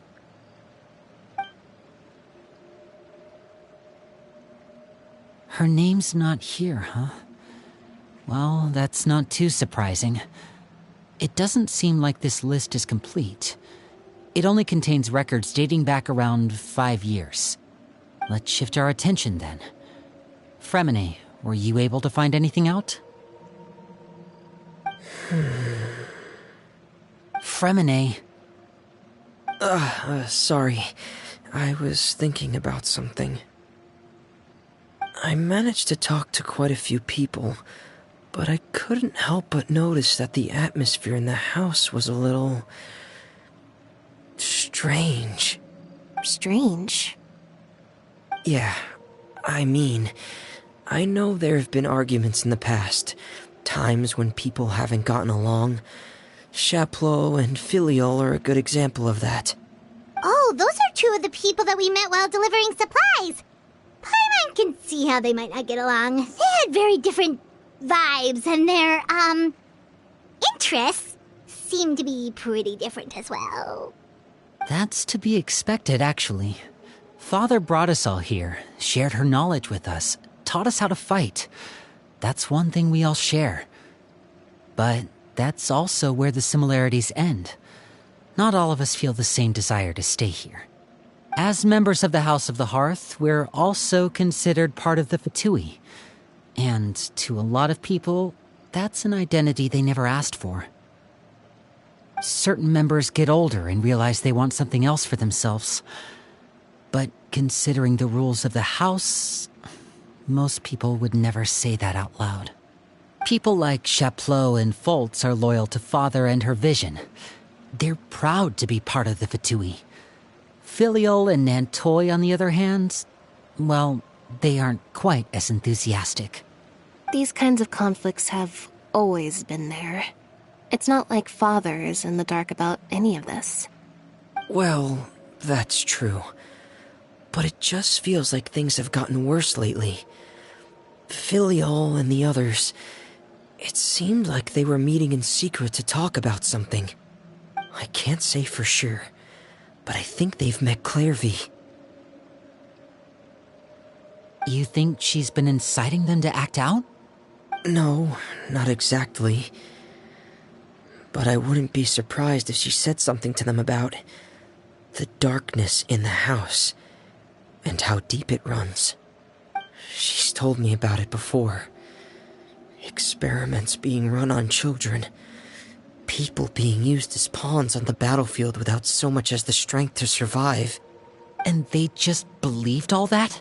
Without any evidence? Clairvy's words probably gave them the excuse they were looking for. Whether they actually believe them to be true is secondary. This is all because of Project Stuja, isn't it? Whoa. Hold on a second. What's this Project Stuja all about, huh?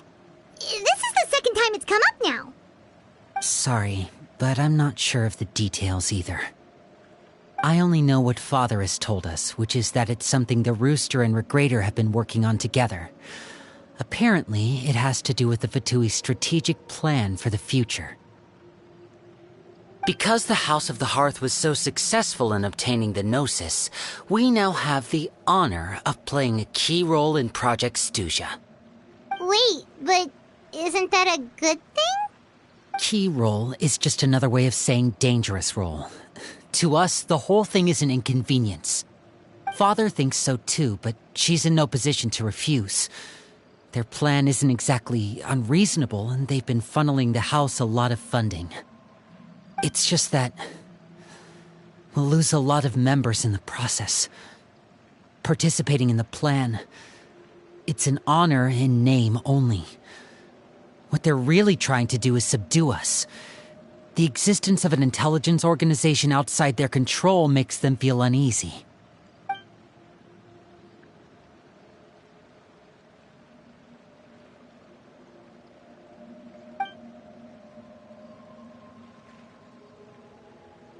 Okay, super complicated top secret Fatui business aside, what does all of this have to do with the conflicts you were talking about earlier? Paimon doesn't get the connection.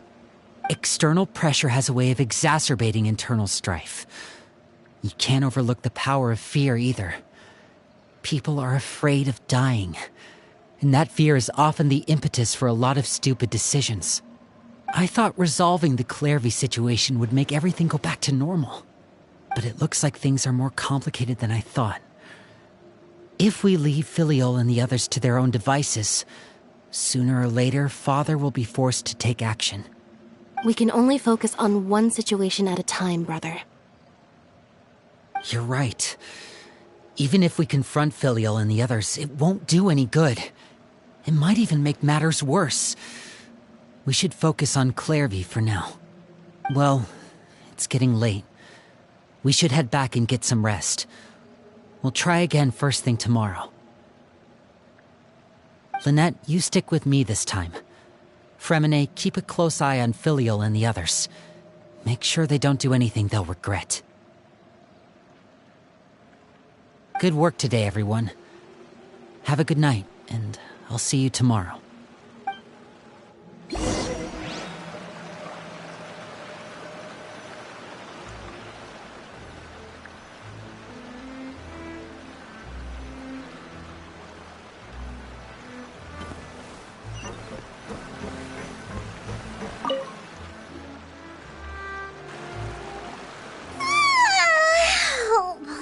Looking forward to an early night, but she can't sleep at all.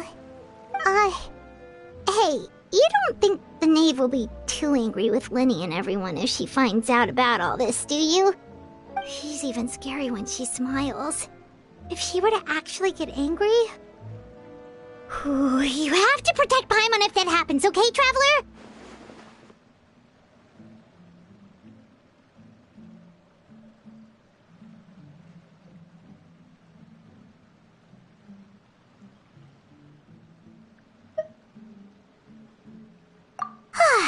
Trust is ever, Traveler. Look! Look over there!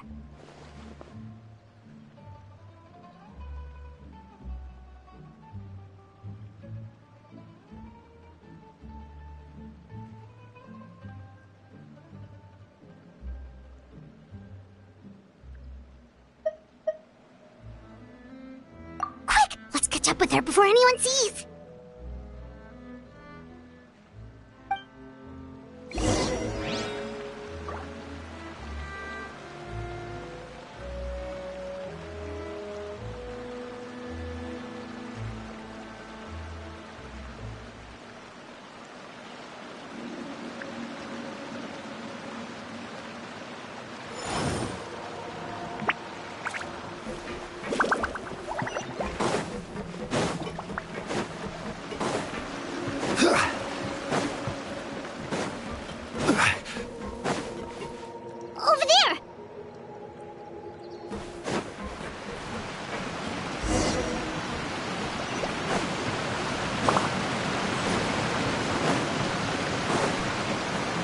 Where is she going? Or if someone sees her, we're toast!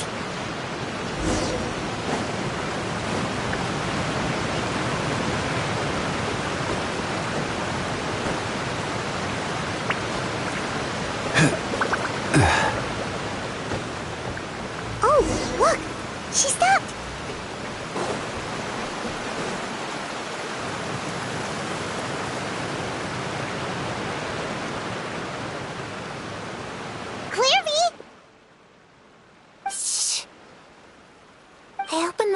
While no one was looking.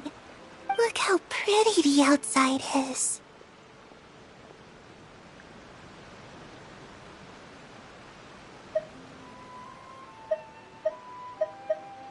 If only I could have more than this. You probably think I'm being silly, huh? All this hopeless resisting. It's better to dream of what I could have than try to make it a reality, right? Please, help us get on the same page here, Clary. We need you to tell us what you know. Can you do that? Sure. Although, after you hear all this, I think you might regret that decision. Everyone in this family is nothing more than a tool, something to be used and exploited. We're all expendable, including me. As long as you're useful, you get to stick around. Lose your value, and you're handed over to the doctor, experimented on, and given a fate worse than death. I've seen it happen again and again, and I've had enough. You're saying the Knave did all that? It's just, that doesn't seem like something she would do. She's scary and all, but it seems like even she has lines she wouldn't cross. I knew you wouldn't believe me. Everyone thinks she's a good person. They all think of her like a real mother. Mother? But she doesn't deserve that title. She's disgraced it and tarnished it. And if I had things my way, I'd never see her again. If only Perry were here, she'd understand. Perry. There's that name again. Also, Paimon's getting a strange feeling. It almost feels like she's not really here with us. Paimon can't tell if she's actually talking to us or if she's mistaken us for someone else.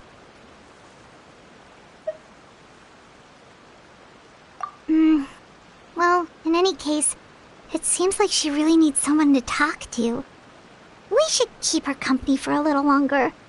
She looks so young. But it seems like she's been through a lot. It's getting windy. I should close the window. Ooh, look at the moon. Isn't it pretty? Hey, wanna hear a secret? I heard that if you look up at the night sky in Snezhnaya, you can see the aurora. It's supposed to be super pretty.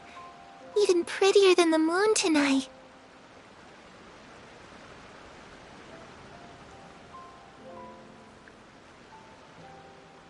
Perry and I promised each other that once we're older, we're gonna go see it together. But I can't find her. I'm worried she's also been... No, that wouldn't happen to her. She's special. Mother likes her a lot. I should really go talk to Mother, but we just fought. She doesn't want to see me, and I'm too scared to face her. What should I do?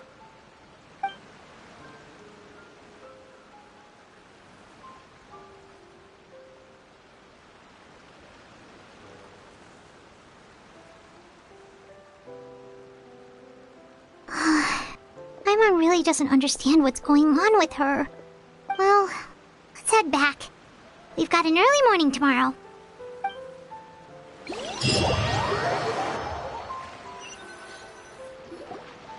All right, looks like we're all here. Let's go ahead with the plan.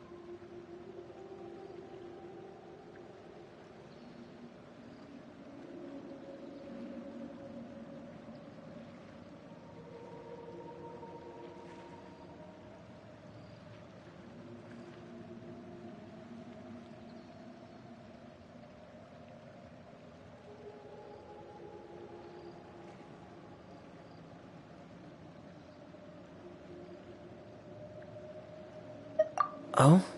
What is it?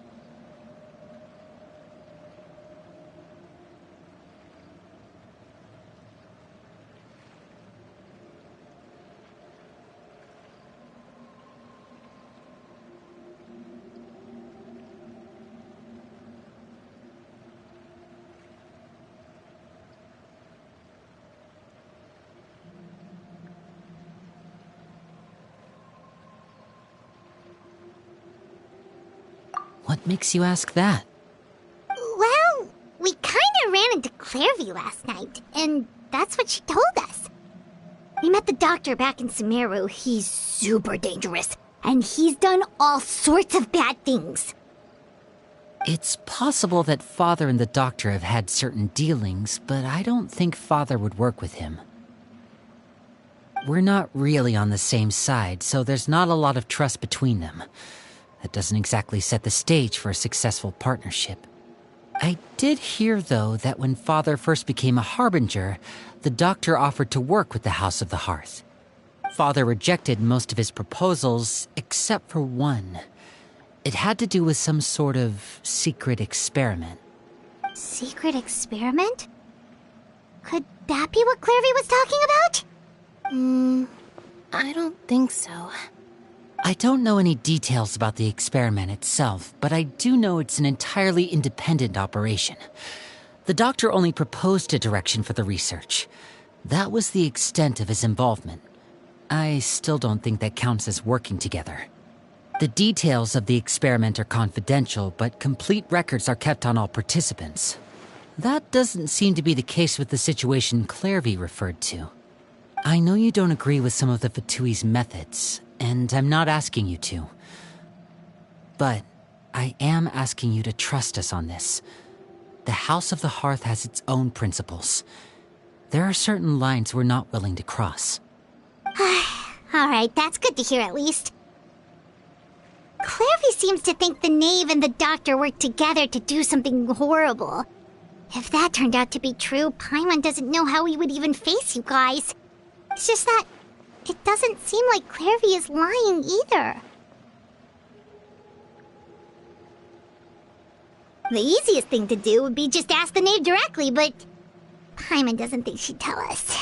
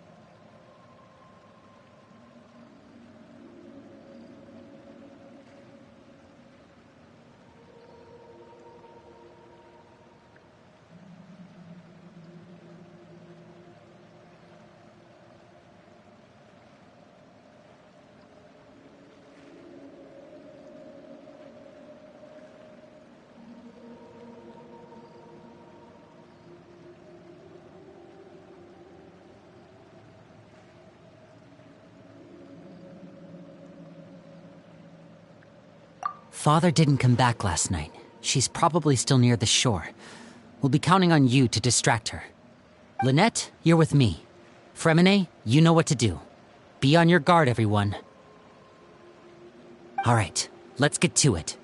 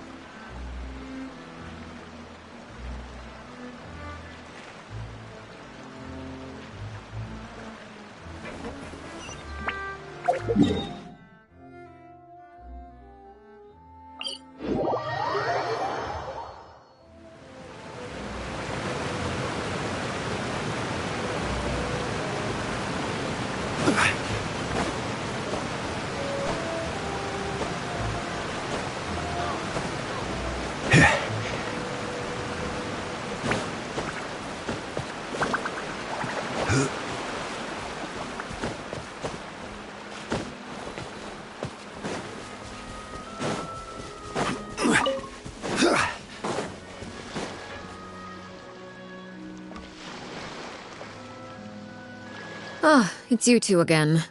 I must say, you look a bit pale. Did you have trouble sleeping last night? A little. Perhaps if you had less on your mind, you'd be able to absolve yourself of such troubles. So what are you planning to do now? Catch up on some sleep? Or should I give you some time to rack your brain for a topic to discuss before I ask any questions? Although I must profess to being curious. Without child here, how do you plan on distracting me?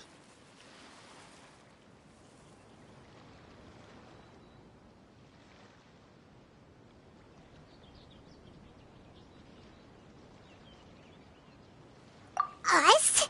Distract you? A good one. But no, we were just here for a chat. Looks like you could have used some extra time to think. No matter. If you don't have any other plans, why don't you accompany me somewhere? Don't worry. I'll be sure to steer clear of any scheming children. The ocean breeze is sure nice today. Children always think they can hide things from the grown-ups. But nothing gets past me. Least of all a little scheming. I think I'll let them have at it for a little longer.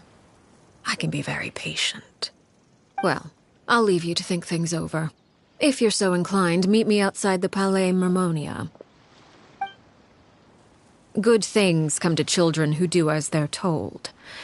So I do hope you decide to tag along. If only for your friends' sakes. What should we do? She clearly knows about everything we've been doing, and Paimon doesn't think it'd be a stretch to say she was threatening us just now.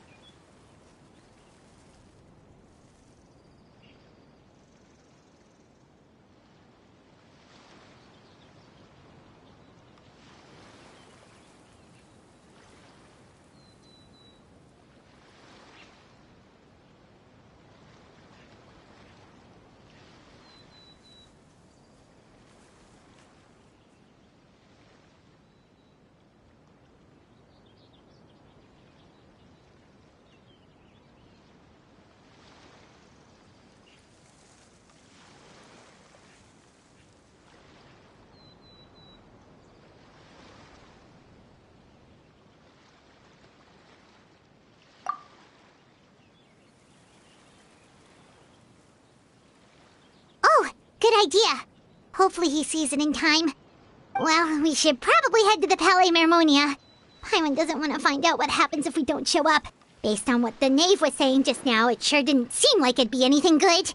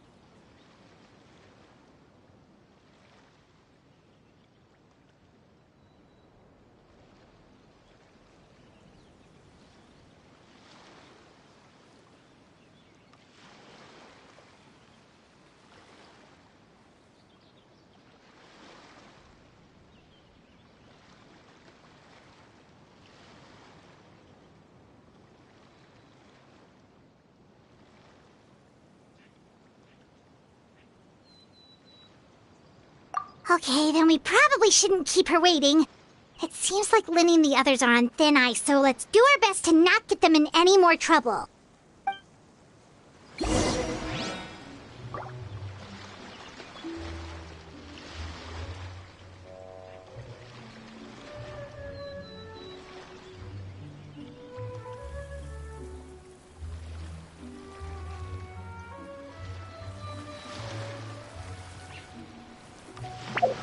Osmanthus...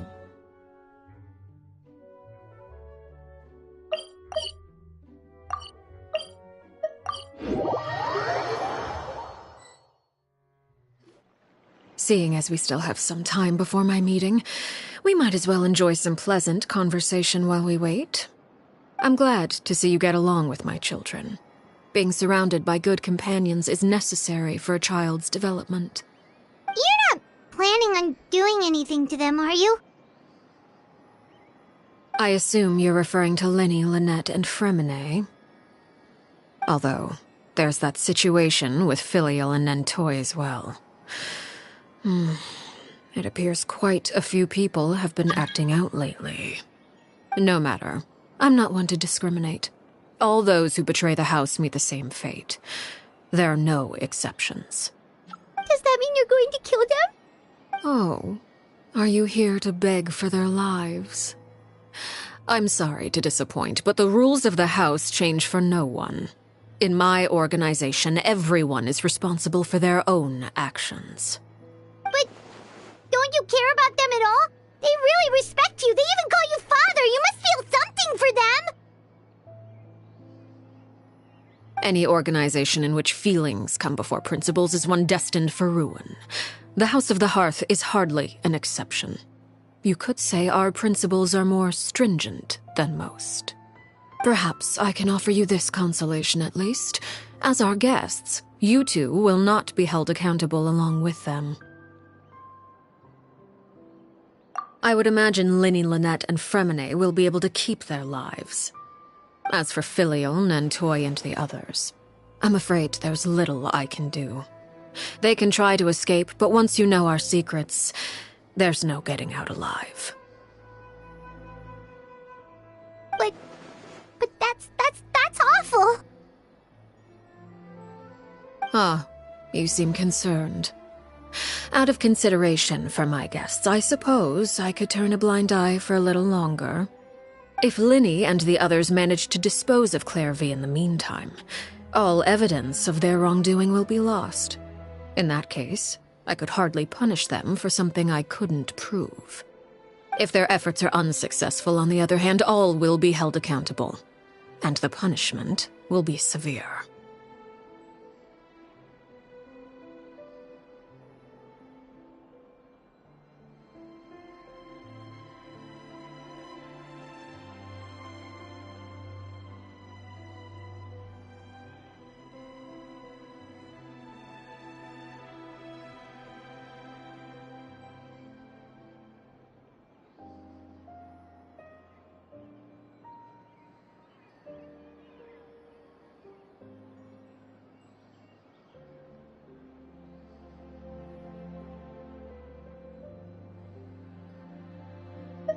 Of course.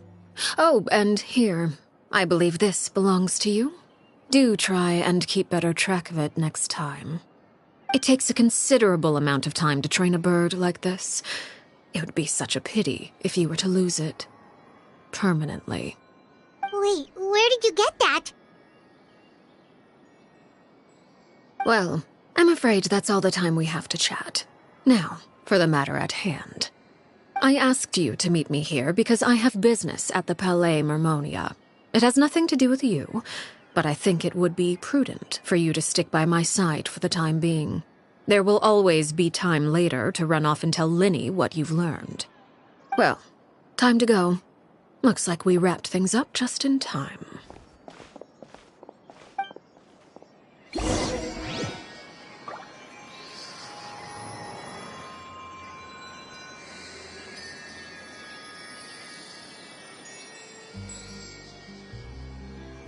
Every journey has its final day. Don't rush.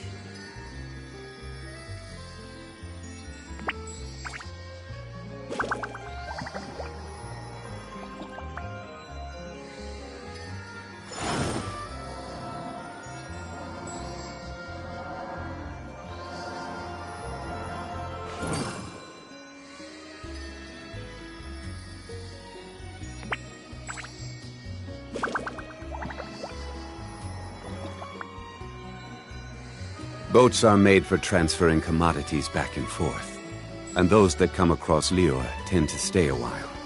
So it is where many things come to settle. Weather's nice like this tomorrow as well.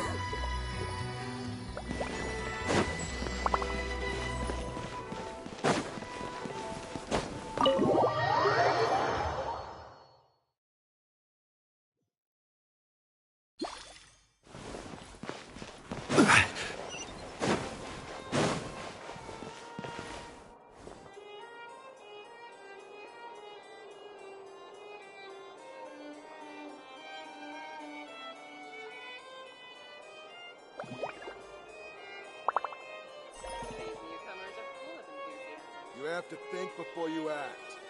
Work is work. Wherever you go. The cafeteria is excellent, if you're lucky enough to make it in.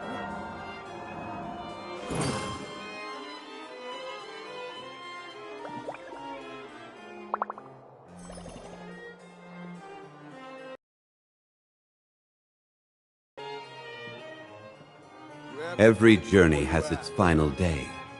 Don't rush. Same wherever you go. The food in the cafeteria is excellent, if you're lucky enough to make it in. As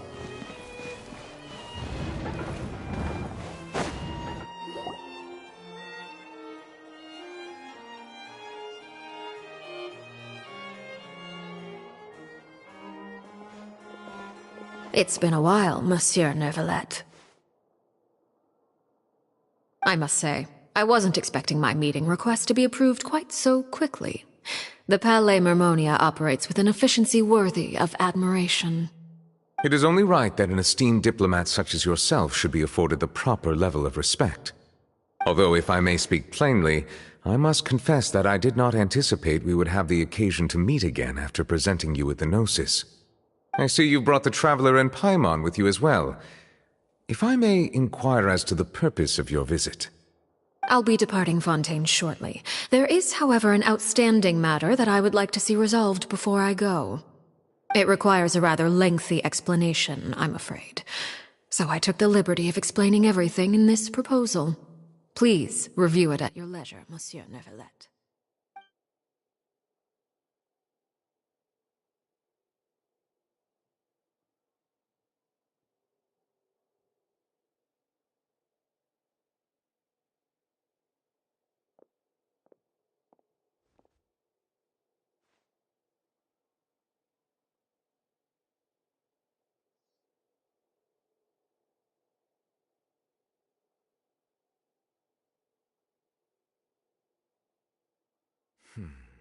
I understand your request. However, at the risk of causing offense, I must admit that I fail to see why you would wish for such a thing. I heard you have a certain fondness for water tasting, Monsieur Neuvillette, so allow me to use water as an analogy. A family is like a large body of water with countless rivers flowing in and out. As someone who watches over this system, I would hope that each river that flows from the source will eventually reach the ocean. Of course, objectively speaking, I know this is impossible. Most of the rivers will dry up along the way, disappearing into the ground and leaving nothing but a barren riverbed behind. Not all rivers are destined to reach the ocean, but I would not see their existence rendered meaningless. I believe the water that flows within them is simply meant for a different destination, like a field in need of irrigation. Or perhaps the glass of a certain water-tasting enthusiast. Did you get any of that, Traveler?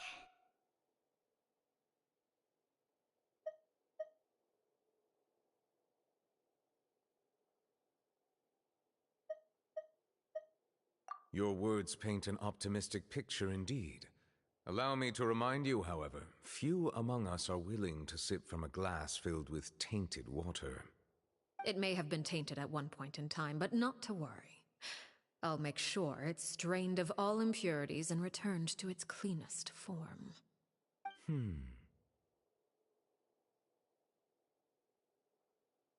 I seem to recall there being a transactional aspect to your proposal. Perhaps you could expound on that? If you accept my proposal, Monsieur Neuvillette, I will gradually withdraw my forces from Fontaine. And, unless absolutely necessary, I will no longer carry out any special missions within Fontaine. I presume I can take your words to mean that, in the future, cases similar to the Tartuffe assassination will cease to cross my desk? Tartuffe? Ah, that thief who embezzled funds from all those charities, you mean? My deepest condolences to his family, but without any evidence, I cannot imagine how the House of the Hearth might have been involved in his passing. Of course, if you accept my proposal, Monsieur Neuvillette, I'm sure certain measures could be taken to reduce the frequency of such troubles. You choose your words carefully indeed. In that case, I am inclined to accept your proposal. My thanks for your generosity, Monsieur Neuvillette. Well, with that settled, we should be going now. I took the liberty of bringing along 2 bottles of spring water from Snezhnaya for you to enjoy. I do hope I get the chance to hear your impressions. Perhaps at our next meeting, yes? Indeed. I trust you would not overlook your commitment in the meantime. All right, Traveler Paimon. Time to go.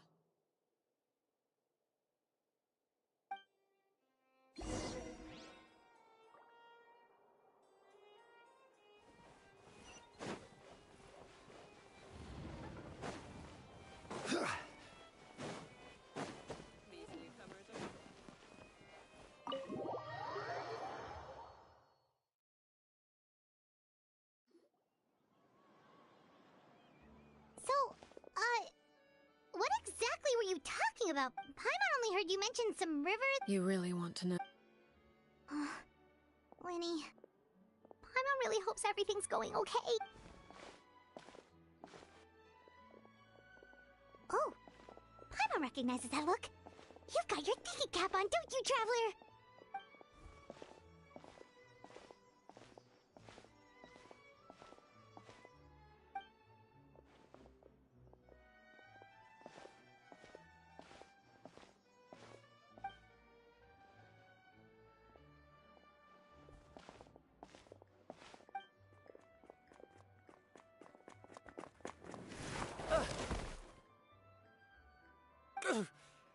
Oh, shoot. Are you alright? Oh, jeez. I'm so sorry. I was so focused on selling these papers, I wasn't looking where I was going.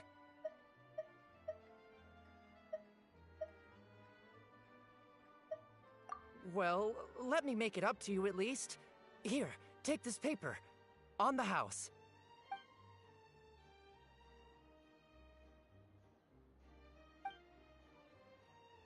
Oh, you don't have to give us anything. Please, I want to. It's not like I'm short on supply. All the extras will be useless come tomorrow anyway. It's my fault, really. I was just trying to bring home some extra mora for the family, but I bit off more than I can chew. I haven't had many takers today, so I'm still swimming in papers. What's going on here? Nothing much. I just ran into your friend here on accident. I should probably get going, actually, so... Hold on. Of course, I'm happy to compensate you with mora, it's just... I don't have any on me at the moment. I'll take 3 papers. Here. Your payment. Oh! Thank you for your patronage. May the Archons bless you with good fortune. If only I had the chance to run into such generous customers every day. I should probably just take on a smaller inventory though, right? I'm getting married soon, so sometimes it's hard to not get ahead of myself. Anyway, I should head out. Goodbye! Well, now that my affairs are settled, we should take the boat back to Poisson. We've even acquired some light reading to enjoy along the way. Actually, why don't we stick around for a little longer? Paimon just realized how hungry she is. She can't head back to Poisson on an empty stomach.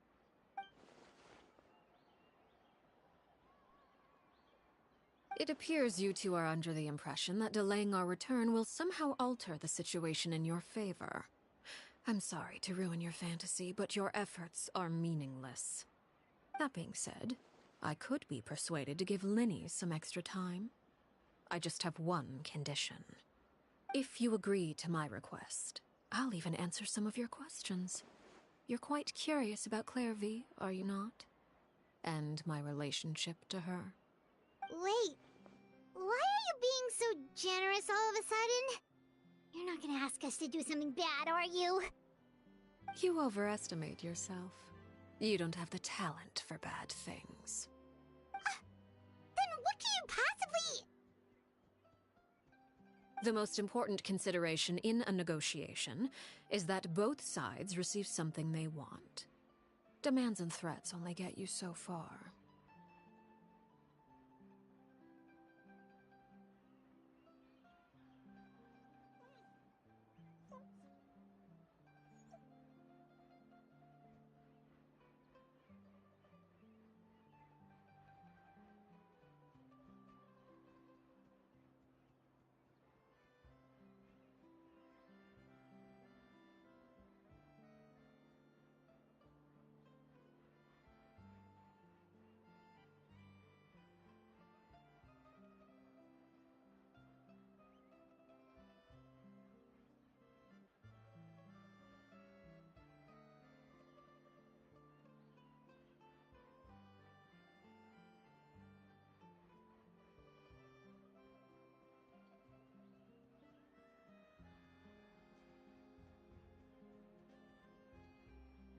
Wonderful.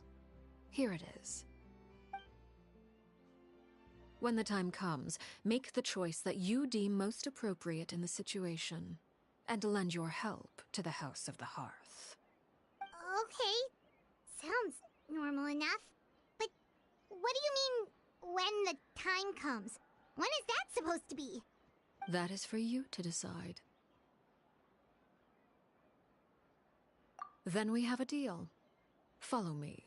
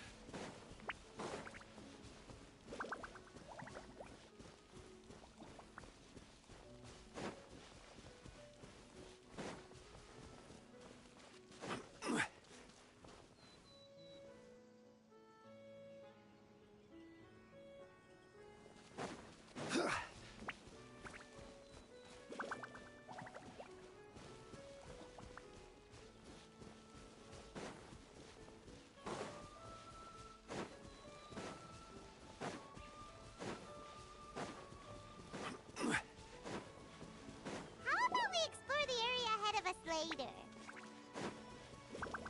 How about we explore the area ahead of us later?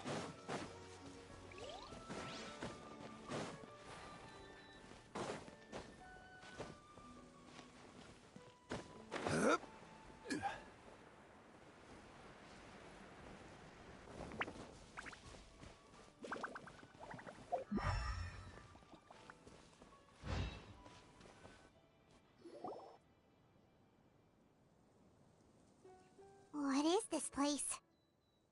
Somewhere long forgotten by everyone. It used to be a grand building. Now it's nothing more than a pile of rubble. No one comes here anymore, nor does anyone care about what once happened here. Although, this place does have something to do with the story I'm about to tell you. It was before I became a Harbinger, and before Linny and the others joined the House of the Hearth. Due to certain events, I first killed Clairvy and then her mother. And this is where it all happened. You were the one that killed Clairvy?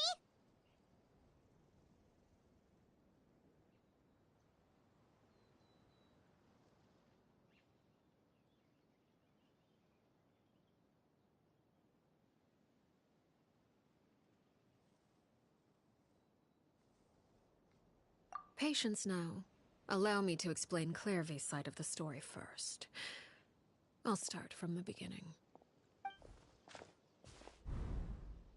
Clairvy was 6 years old when she was brought by her mother, Crucibina, to live in the House of the Hearth. From the outside, it seemed like a fairy tale. A thriving family made up of kind adults and friendly children.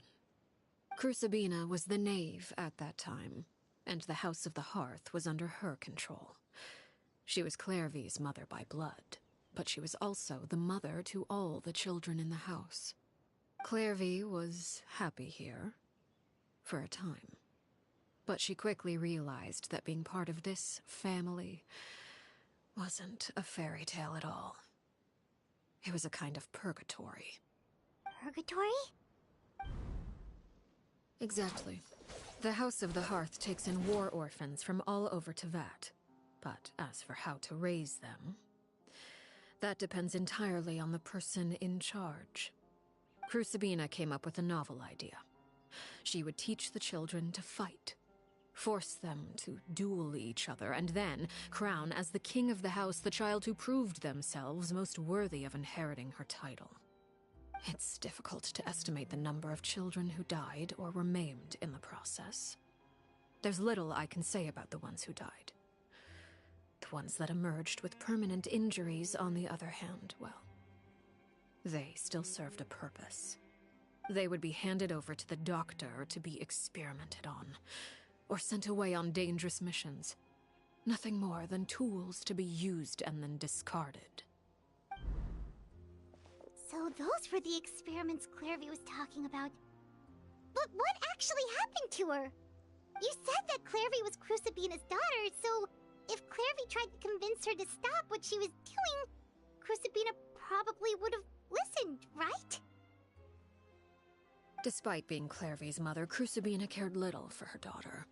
She forced Clairvy to join the House of the Hearth only as a means to demonstrate her own impartiality as a mother, to prove that she treated all her children equally.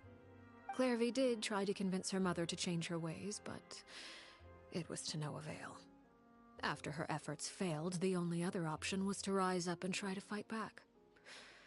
Unfortunately, the other children had already been thoroughly indoctrinated into the illusion of happiness Crucibina had created.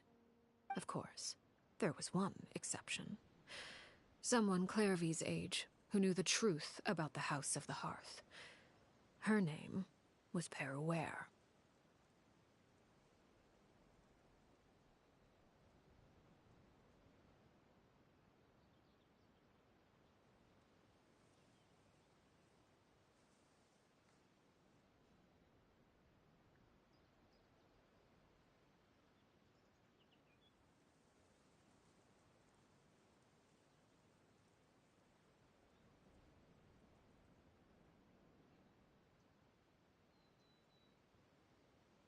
Wait, the friend that Clairvy mentioned?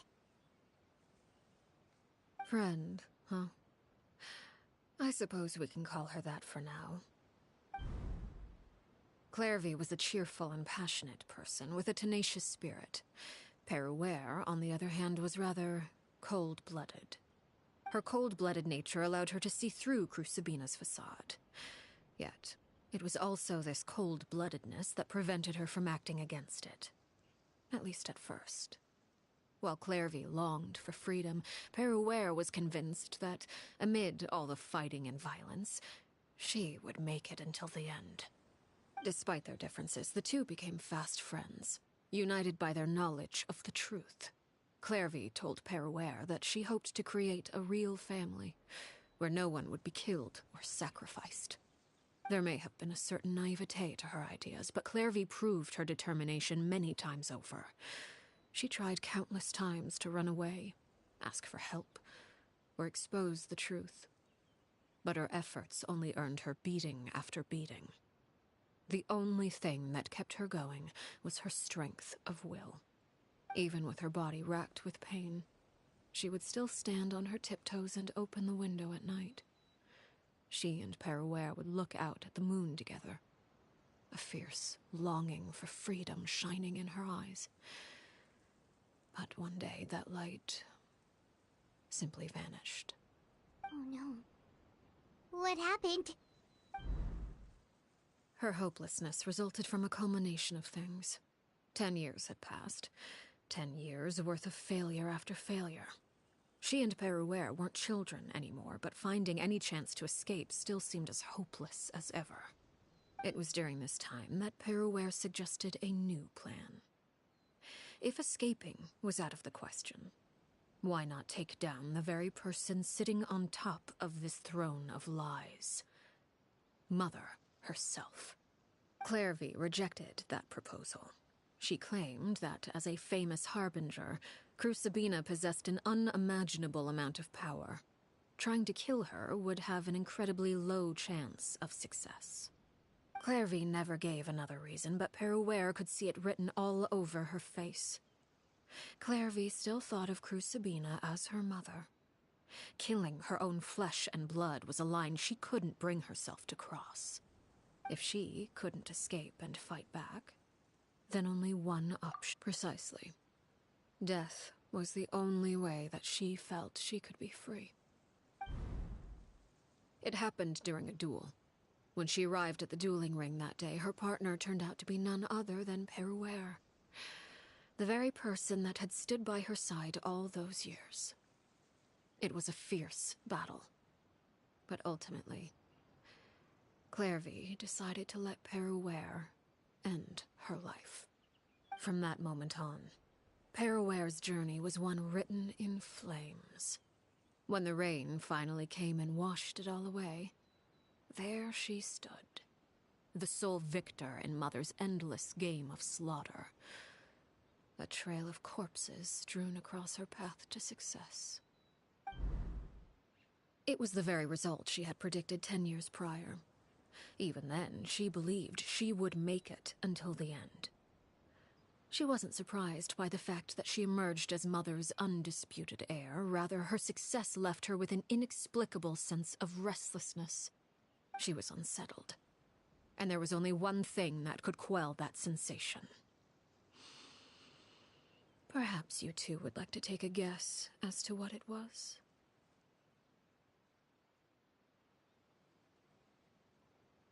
Crucibina, you mean? But... Correct. This is the place where Peruere killed her best friend. A mere year later, this is also the place where she fought tooth and nail to kill the mother they shared. The moment she acted, any conception of what was right or wrong ceased to matter. It's one of the principles of the house. Only those who survive get to write the rules. Peruere won the battle, and became a harbinger herself. After which Her Majesty, the Tsaritsa, bestowed upon her a new name. Arlecchino. So the Perry Clairvy was talking about... It was you all along. You're Peruere. Arlecchino is just a name you got later.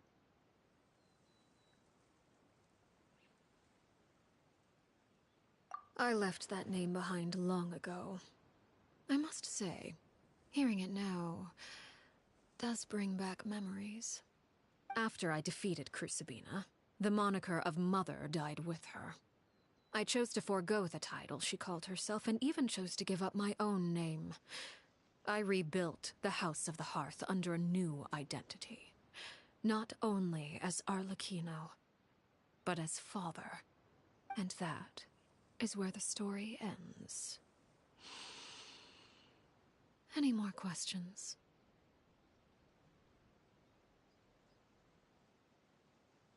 Yeah. Based on what you just told us, Clairvy wasn't a little kid when she was killed. So the Clairvy we met... Was she really a spirit at all? I suppose you could call her an illusion born of flame. Her existence is like ashes to a fire. Something left over in the wake of blaze and ruin. You see, a certain power runs through my veins.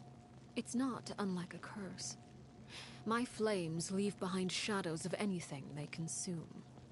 Of course, the chances of those shadows morphing into a sentient entity are exceedingly slim. Clairvy is a very special case.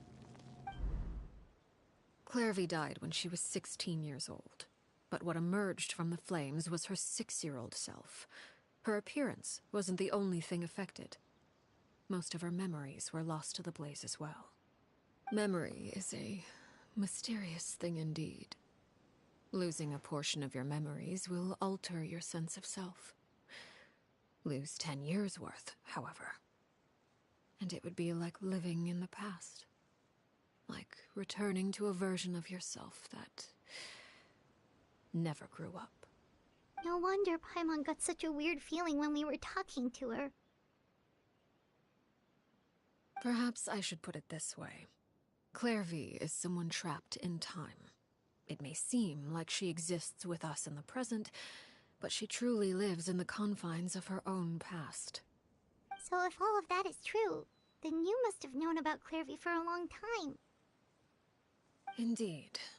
She's a rather volatile and unstable entity. Sometimes she would look after the children. She's even saved some of their lives. But other times, she would hide from me and become obsessed with revealing the truth about the house to anyone who will listen. Shadows don't have the capacity to learn or grow. Any new information they encounter is quickly forgotten over time. Your attempts to expose Clairvy to sunlight, they failed, yes? The reason is actually quite simple. In Clairvy's mind, the house is impossible to escape, and it is this very perception that traps her there. But no matter. All I have to do is kill her again, and all will be resolved. I don't anticipate so much as a single speck of ash will be left behind this time. Wait! Paimon can understand why you might want her gun, but isn't there another way? So what if she's trapped in her 6-year-old self? She's still your friend! At least talk to her first! It's too late for that. She broke the rules, and now she must be punished. That goes for Filial and Nantoy as well. She's had quite the effect on them. I hope you understand. The difference between Crucibina and myself lies in our formulation of the rules, not our policy for enforcing them. Upholding the rules without question is a trait we both share, because that is how a household should be run. Is this really what you want to do? Whatever could you mean? Don't you want to say a proper goodbye at least?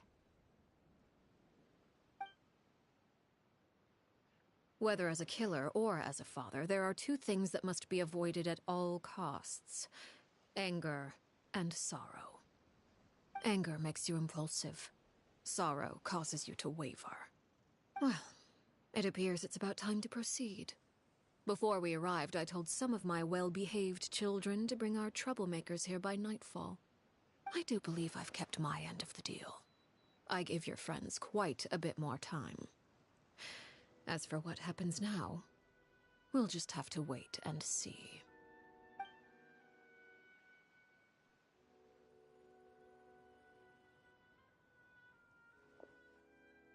Here they are, Father. You gonna execute him? Seeing something like that would actually be a first for me.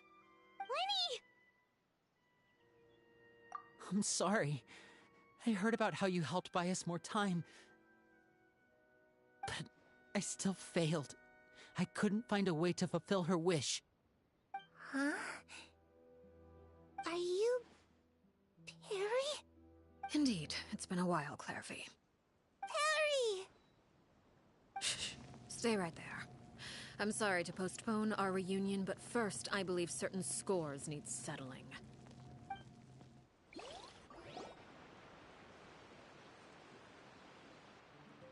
Father, let me explain. Out of my way. Father! You chose to conceal a threat to the house. And for that, you must be punished. Overall, however, I suppose your wrongdoing is hardly the most egregious of the bunch, so I'll deal with your punishments later. As for right now, the more pressing concerns are the traitors among us. By traitors? Do you mean us? Father, let me explain. We didn't mean to... Fultz, why don't you share what you heard? Yes, Father. Secret Midnight Meeting number 3. Participants: Filial, Nantoy, Sato, Toddy. Nantoy clearly said, "If only Father wasn't the one who took us in." Sato added, "I'm sick of this life. I just want to live as a normal person." Filial was the worst of them all. She called us crazies and said a bunch of mean things about Father. I did not! You're lying! Fultz is trying to frame us. It's not like I'm the only one who heard those things. After that, you and Toddy and a bunch of other people started talking about Clairvy. You were using all those things Clairvy brought up as an excuse to question Father. We're birds locked in a cage. The only way out is to destroy it. That's what you said, wasn't it? You little... You just want me gone, don't you? What did I ever do to you, huh? And you, Sheplo, have you forgotten who stood by your sickbed, watched over you, and changed your dressings? Come on, let's hear it then. What's your reason for all this?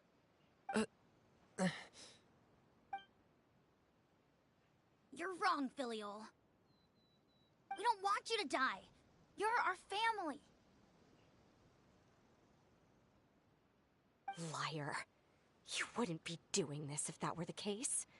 So why? Why have you backed us into a corner? We all live in the House of the Hearth. You know the type of work we do, Filiol. A single betrayal can cost dozens of us our lives. It's not like it's never happened before. That kind of thing is hard to forget. That's why the House of the Hearth cannot tolerate any form of betrayal. Ever since we came to Poisson, you've had 7 secret meetings.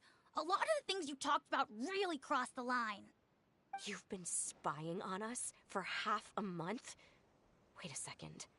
Now that I think about it, the move to Poisson was just a way to make it easier to spy on us, wasn't it? Because we were all in one place. You've had this planned all along. Filial, Nantoy, I'm sorry. I owe you both my life. I owe Clairvy too. If it weren't for all your help after I got poisoned, I wouldn't be standing here today. If this were any other situation, I would do anything to repay that kindness, even if it cost me my life. But rules are rules. I'm sorry. My hands are tied. Why? Why? That's enough, Filial. We made a mistake, and we should own up to it. We broke the rules, plain and simple. And now we have to face the consequences. I'm sorry, Chaplot. Fultz. I'm sorry, Father.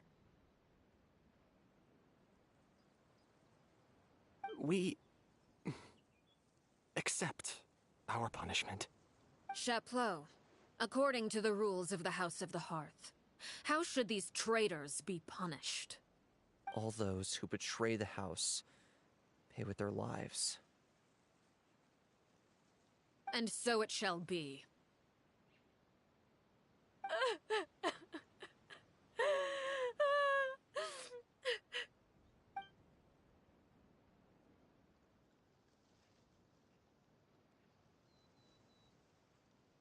Father, please wait! Something you want to say, Linny? Please reconsider, Father. What Filial and the others did, does it really count as betrayal? We all come from broken families. From the very first day we joined the House of the Hearth, we wanted nothing more than to make it a real home. But the truth is, none of us know what a real home should look like. I'm not saying I have all the answers. All I know is this. Killing Filial and the others may uphold the rules, but doing so will only bring us further away from being a real family than we've ever been. So please, Father, please reconsider. I agree with Linny. Father, please. Linny, you...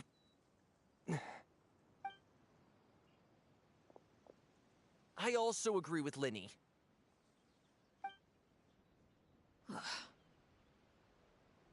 An order once given cannot be rescinded.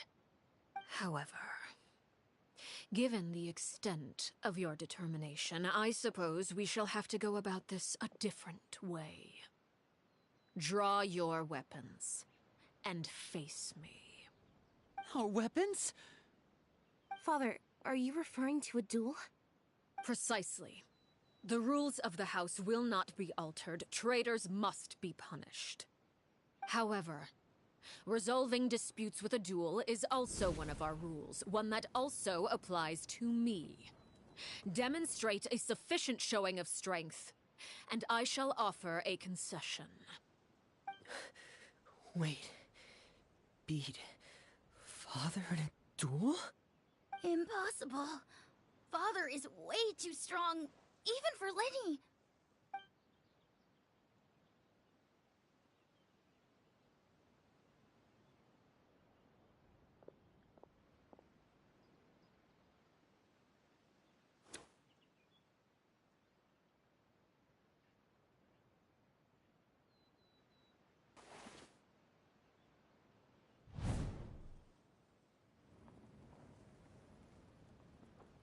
Did you hear that, Traveler? Lenny and the others have to duel the Knave. What should we do? Can they really win something like that? If they lose, those people from the house are really gonna be executed. Hey, are you listening?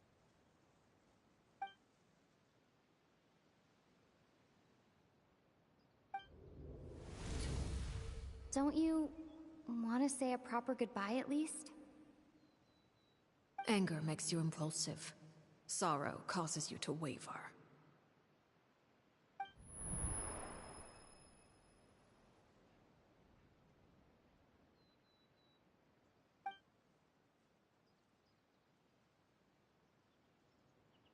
Oh. Looking at that expression on her face, she seems really serious about this. Guess that means there's no chance she's throwing the duel on purpose, huh?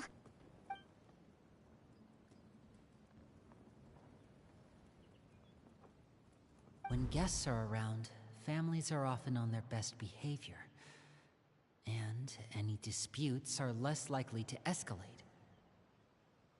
When the time comes, make the choice that you deem most appropriate in the situation, and lend your help to the House of the Hearth. What's wrong, Traveler? Hey, where are you going? Traveler?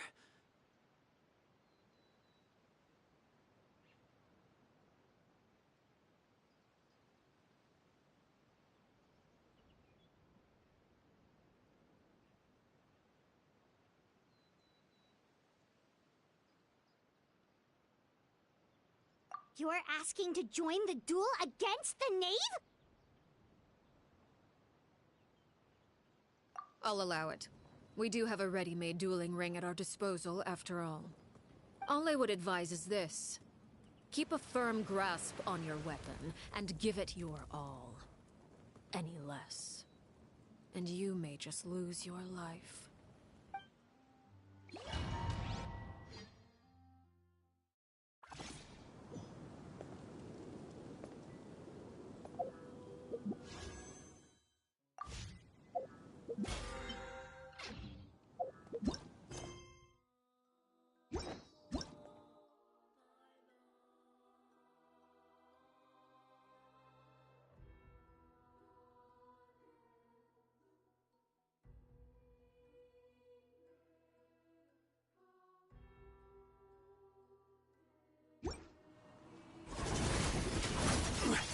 Stabilize! Have fun with this gift! Teamwork is dreamwork! And voila! With these rising flames, how amusing. Solidify!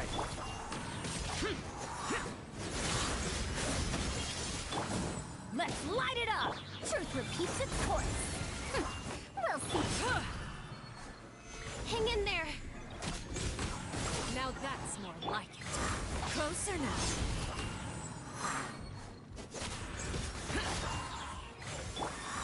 With these rising flames, how amusing.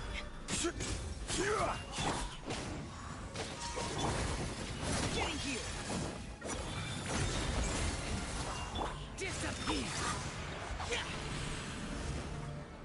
With the fall of darkness, destruction shall rise.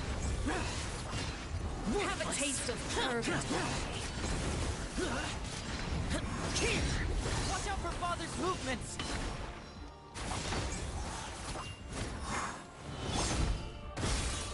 I'm going in! Stabilize! Useless! How amusing. Truth repeats its course. Over here! The countdown has begun. Solidify! Like a fly tangled in a web. How amusing. With these rising flames. If I really have to draw my blade, then... Not bad. You've proven to be a worthy opponent after all. Here! Is this retribution? Who's next? Not bad. You've proven to be a worthy opponent after all. And voila!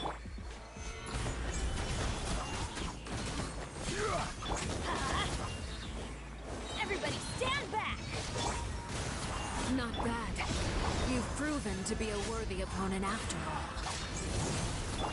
Ears of the storm! Father's even stronger than I expected. Running is of little use.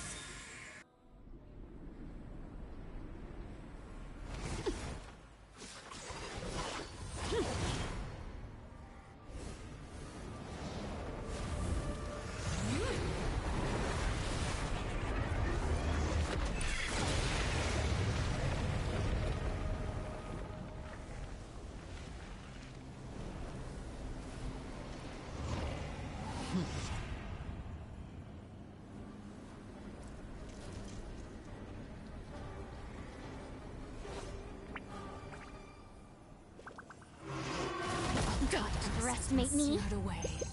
My blade is all that remains. Stabilize. This is order. Too late for regrets! Have fun with this gift! Dare to mess with me? Useless. Why do they never miss? Teamwork is dreamwork! Out! Disappear! Worthless! Here! Here! Now for chance! Over here! Your punishment made manifest! The day is final! Who's next?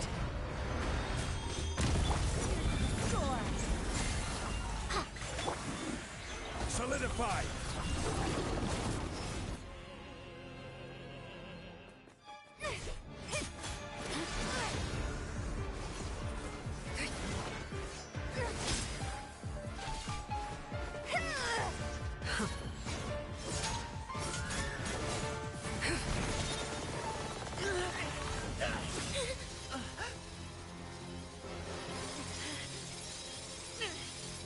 You should know better than to crowd in one place.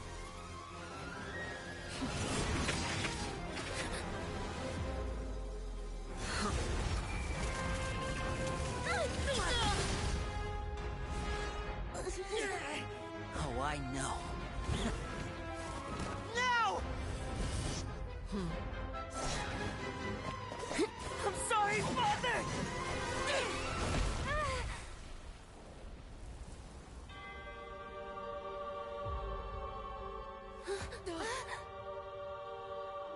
Sorry for what? This pitiful excuse for an attack.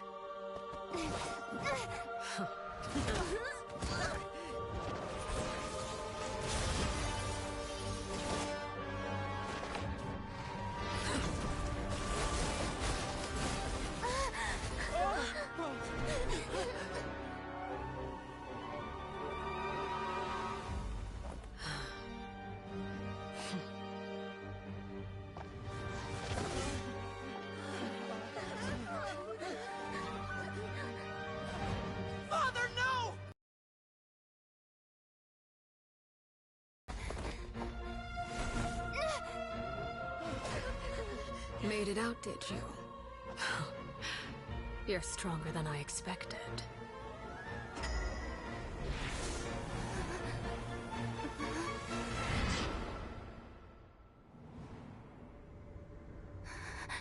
A crimson moon. I can't move.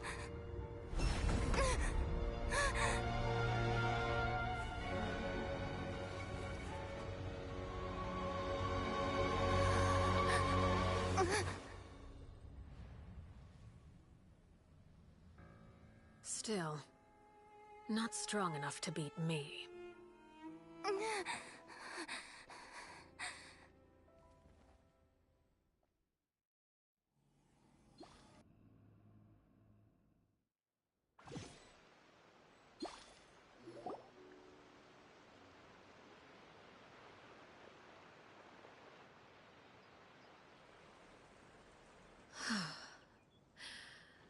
I believe we can end things here. It's not often that we get to enjoy the company of guests, after all. We wouldn't want things to get too out of hand. Brother, are you all right? Lenny. Given that I am the victor of this duel, As agreed, the punishment stands. No! I never thought things would end like this. However, everyone involved in the duel demonstrated a remarkable level of strength and determination. In light of this, I'm prepared to change the method of execution. Elwar, the bottled flames I gave you for safekeeping. Do you still have them? Yes? I wasn't sure what they were for, but I've kept them super safe. I didn't lose a single one. Wonderful. Then, in just a moment, I'll have you administer them. Bottled flames? Indeed. They're the product of a secret experiment. Under certain special circumstances, flames can be extracted from my person and preserved. Once ingested, searing pain will spread across every inch of your body. No harm will come to you physically, but your memories will be burned away. If you can withstand the pain.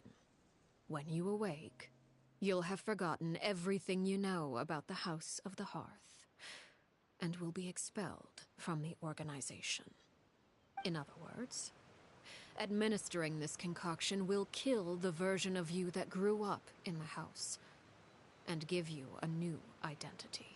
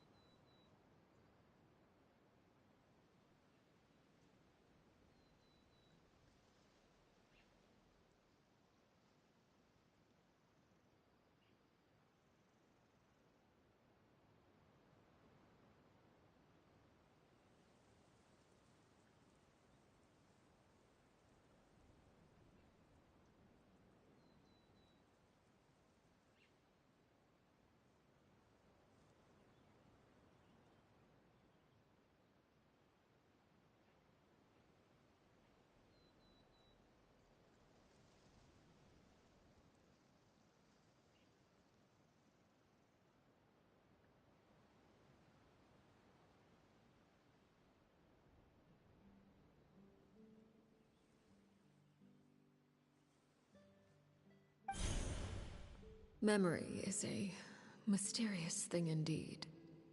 Losing a portion of your memories will alter your sense of self.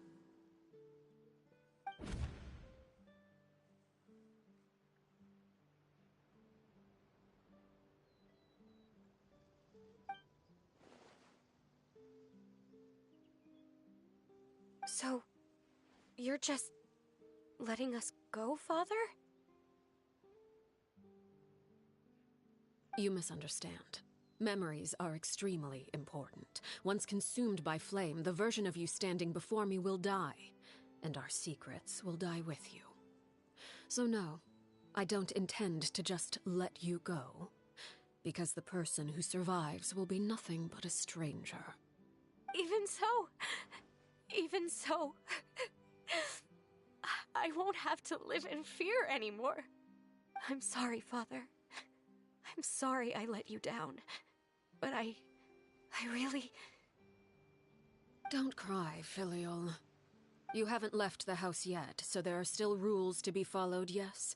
Remember what I taught you. Anger makes you impulsive, sorrow causes you to waver. Don't let yourself be controlled by your emotions. Of course. I'll remember. Dry your tears, and go pursue the life you really want. Yes, Father. Chaplot, Foltz, Elwar. Take them back to Poisson. And bring Linny and the others as well. I prepared 3 extra vials of bottled flames. As for whether to take them, the choice is yours. Goodbye, children. The next time we meet, I will no longer be your father. Thank you for all you've done for the house. I hope you have bright futures ahead of you.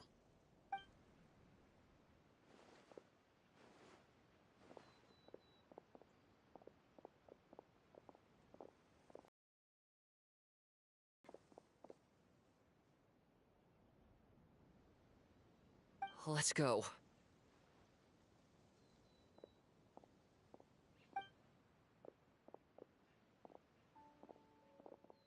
Here, grab my arm, Linny. I'll help you walk back. Thank you.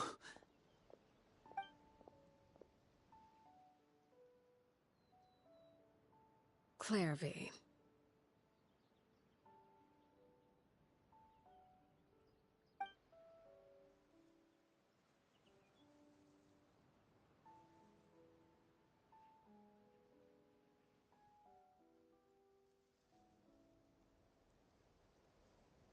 Can we talk now? I've been waiting for a super long time. You really are Perry, aren't you? I haven't seen you in so long. How come you're all grown up? Wait, did I somehow travel to the future on accident? Or am I dreaming? What a long dream. Neither. You died, Clairvy. That's what happened. You could have at least sugarcoated it a little. Look, she's done speechless.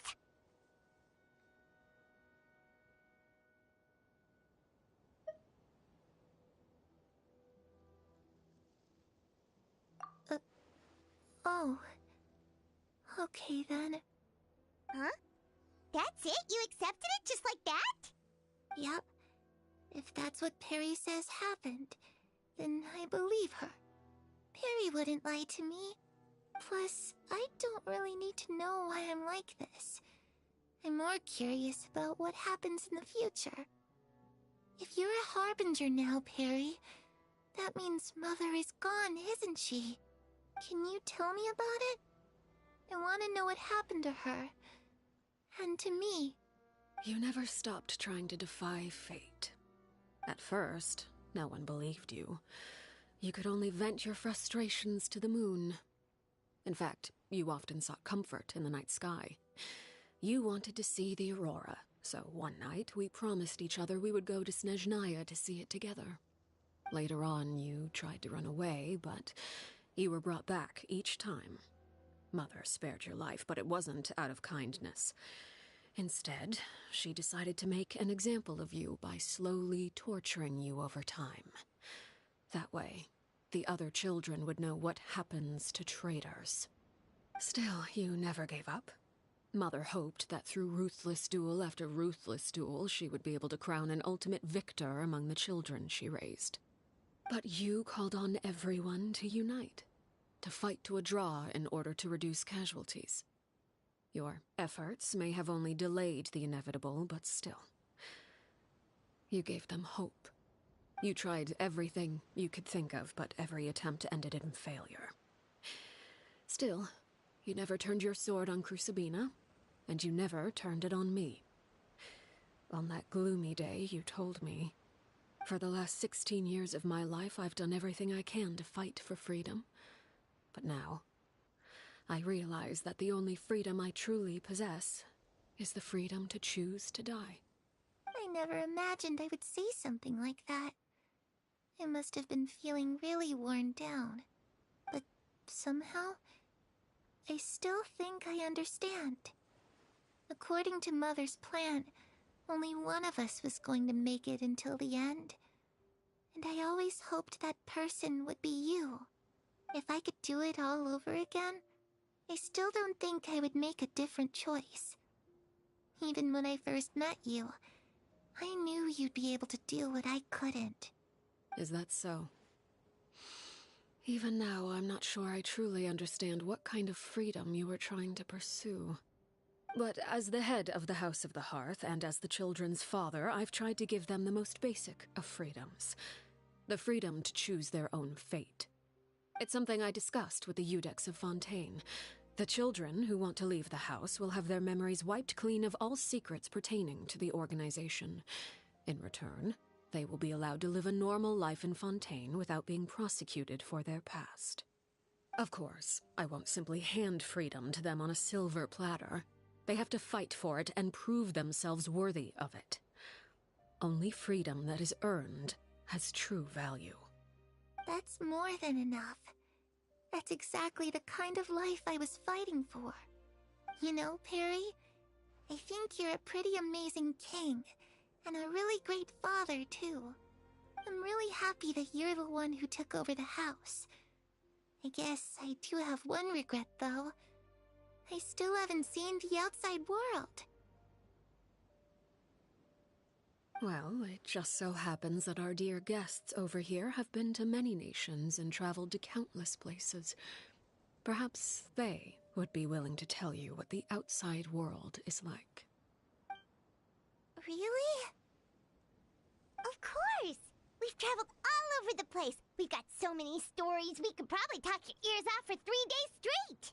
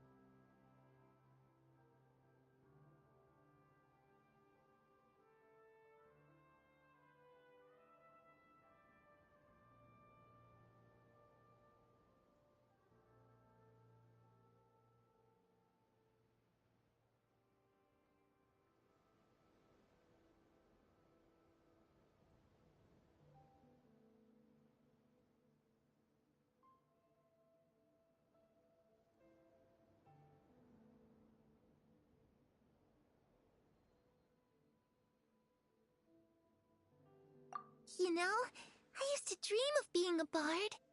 Playing the lute while singing into the winds of freedom. Even if there was no one there to listen, I would have continued to sing no matter what.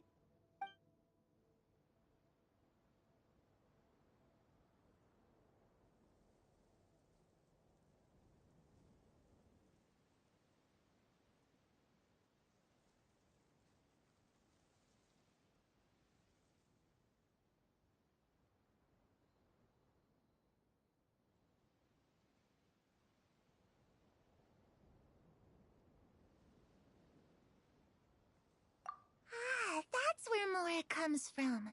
I never knew that before. If I had some Mora, I would buy 3 new dresses. One for me, one for Perry, and one for Mother. It's just too bad Perry doesn't like wearing dresses. And Mother, she probably wouldn't accept something like that either. I guess I'd just have to keep them all for me then. I could wear a different one every day.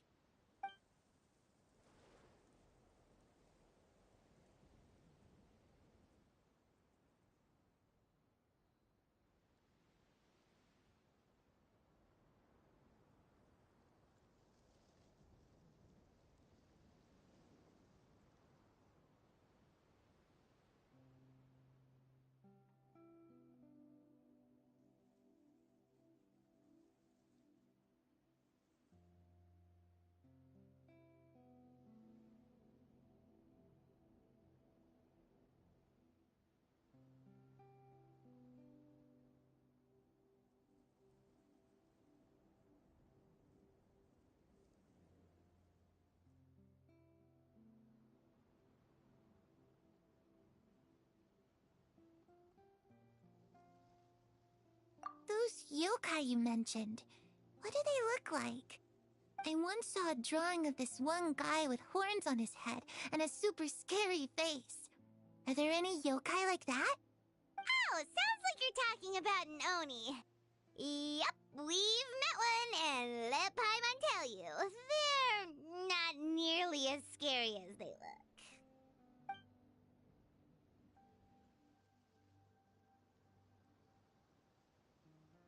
I was always too afraid to skip Mother's fighting lessons. But at the academia, I bet you could do all sorts of secret things in class. Things that have nothing to do with studying. I'm just kidding. Being able to study whatever you want without having to fear for your life actually sounds pretty great.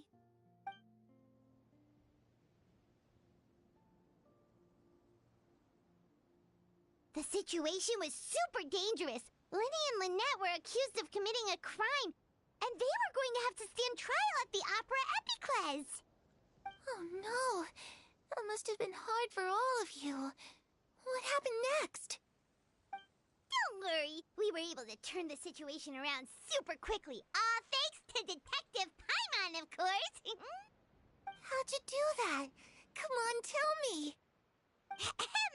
Okay, so it was like this.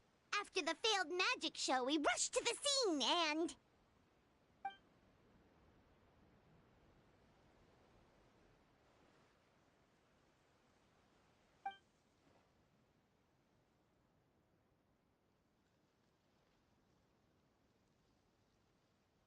Shadows don't have the capacity to learn or grow. Any new information they encounter is quickly forgotten over time.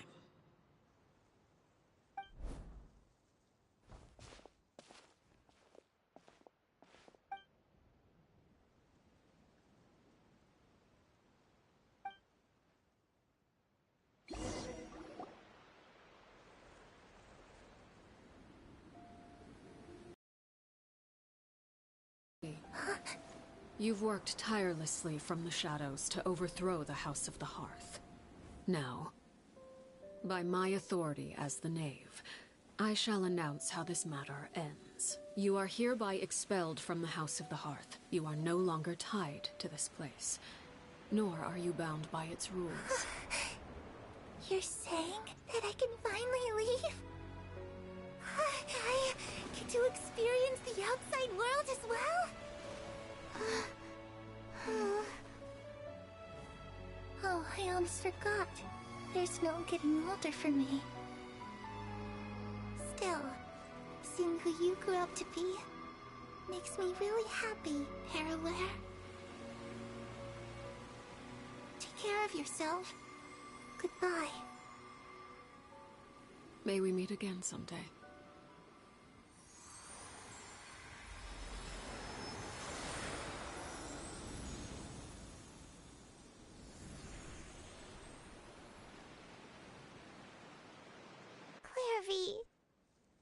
She left so soon. Paimon didn't even get to finish her story. I also have certain sentiments left unsaid. I wanted to tell her that the aurora I saw in Snezhnaya was just as beautiful as the ones in the pictures. But a shadow's memories reset at dawn. Had we delayed any longer, we wouldn't have had the time to say goodbye. Whatever regrets may linger, let them be lost to the coming of a new day. Father? It's Linny! Hey, Linny!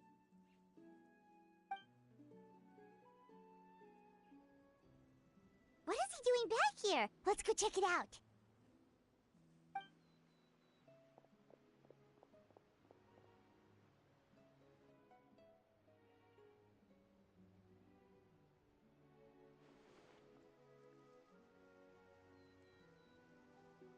Father, the bottled flames have been administered. Filial and the others have left the house. And you? What have you decided? Thank you for giving us that choice, Father. But we never wanted to leave the house. It's the only home we've ever known. Lynette and Fremine feel the same way. They're recuperating back at the Hotel Bouffe d'été. But I decided to come back and tell you where we stood. I'm sure you're well aware of the expectations I have for you. I want you to follow in my footsteps and become the next king of the house. Yet you seem to have different ideas. I must admit, I'm rather surprised by your decision to stay. There's nothing wrong with choosing to live a quiet life. Leading this organization is a heavy responsibility, one not so easily carried by someone forced onto the throne. I just never understood what you saw in me. What made you believe I was deserving of that throne? You're brave, talented, and, most importantly, you cherish your family. You would do anything to protect them, even if it costs you your life.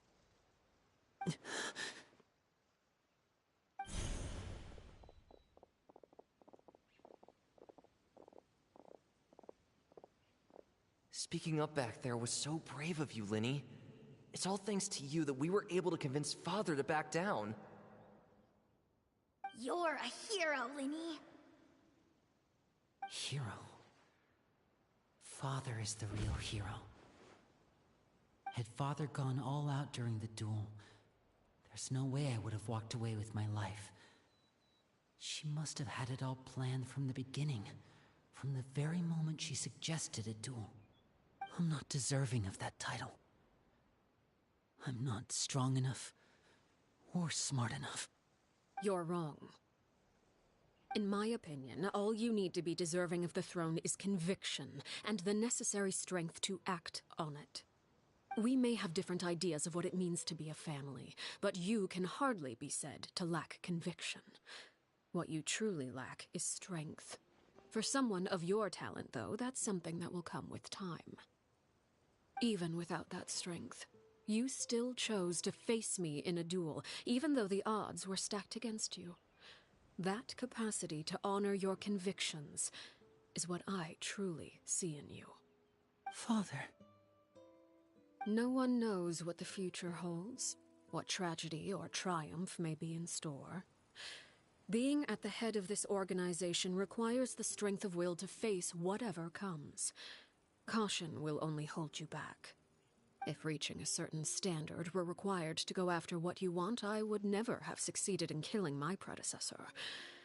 Back then, there was still a considerable gap between our abilities. Strength may decide the ultimate victor, but those who let a lack of strength dictate their decisions or undermine their convictions will never be worthy of the throne. I understand, Father. Thank you. Children must grow up to surpass their parents. Only then can a family continue to flourish. The road ahead is not an easy one, so I'll ask you one last time. Are you certain you want to stay? You've done so much for me, Father, and that kindness must be repaid. Plus, with Project Stuja at hand, there are many dangers ahead, and I, for one, don't intend to back down. Protecting my family at all costs. That's my conviction. Then you're welcome to stay. As for Project Stuja, you need not be too concerned. If those cowardly businessmen and heartless dignitaries try to take us down, I'm prepared to teach them a lesson. Having members who longed for the light was our organization's last weakness. With those members no longer among our ranks, the House of the Hearth is like a spider hiding in the shadows. We need only wait for our prey to come to us. At present, our imperative is to use their plan to our advantage. In doing so, a crimson moon shall rise amid the frigid blizzards of winter. No demonstration of loyalty shall go unrewarded, and no sacrifice shall be in vain. As for the two of you, whether we meet again as friend or foe, I'll remember the camaraderie we shared in this moment. no matter how arduous the journey ahead. I hope we both reach our desired destination.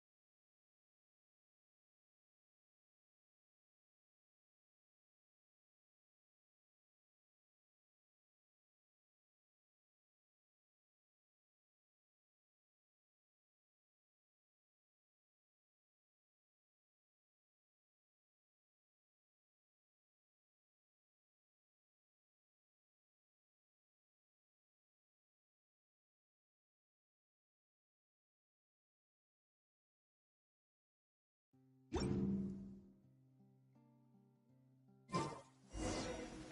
Linny say that Lynette and Fremine were recovering at the Hotel Bouffe d'été? Oh, Paimon wonders how they're doing. Maybe we should go check on them.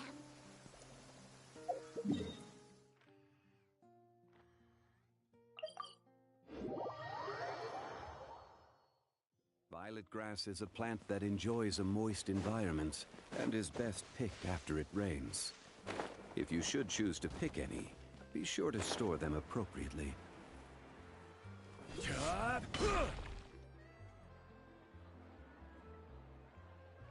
Lynette? Fremine? How are you feeling?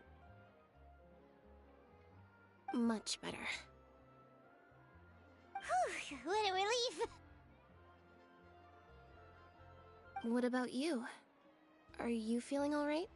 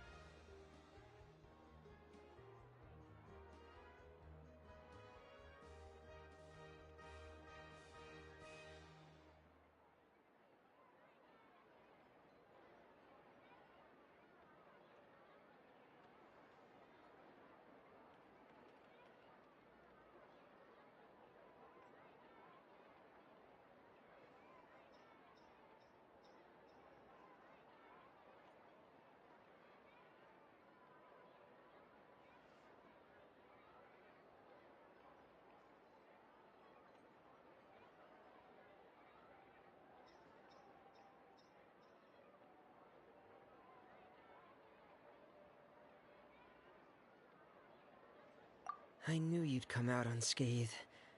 Us, on the other hand, well, we've been bedridden for 2 days. I couldn't even turn over. Oh, and I wanted to ask, is Clairvy gone? Linny and the other members have left Poisson and returned to the House of the Hearth. According to him, there haven't been any more sightings of a spirit roaming the house.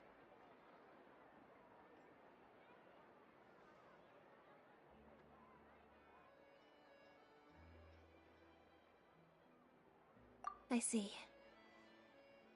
I'm glad.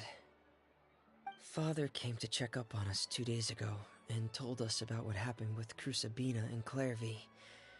Actually, I've met Crusabina before.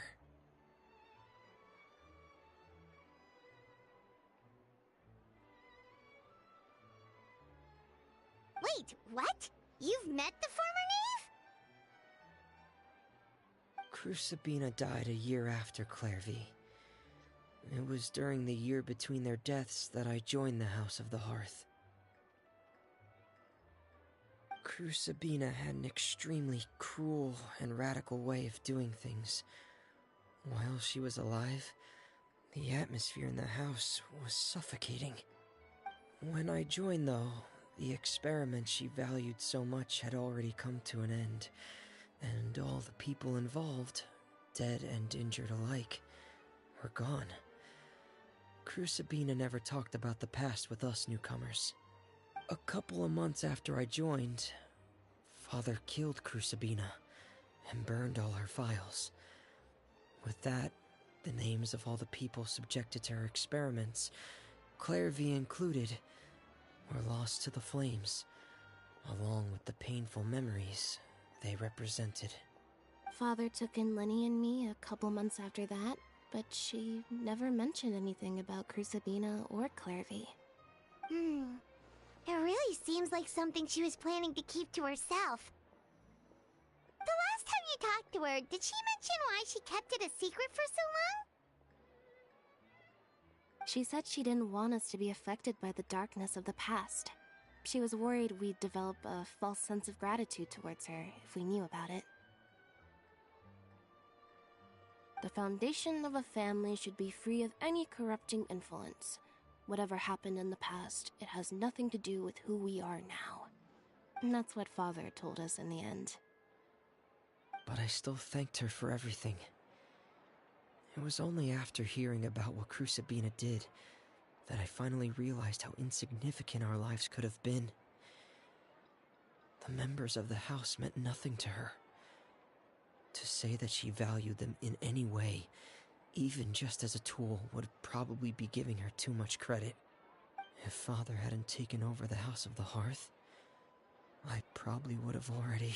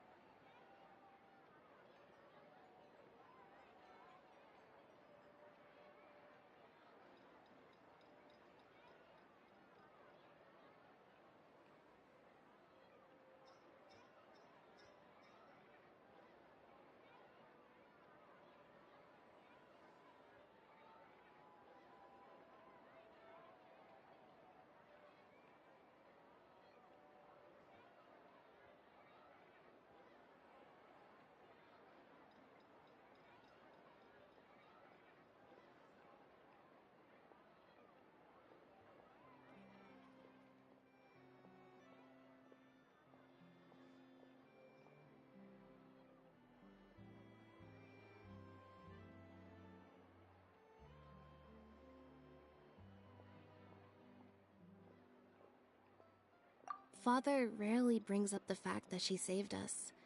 She doesn't believe that being indebted to her should be what ties us together. But even if we didn't owe her anything, we would still choose to stay. Because this is our home. We may have arguments or times when we feel wronged.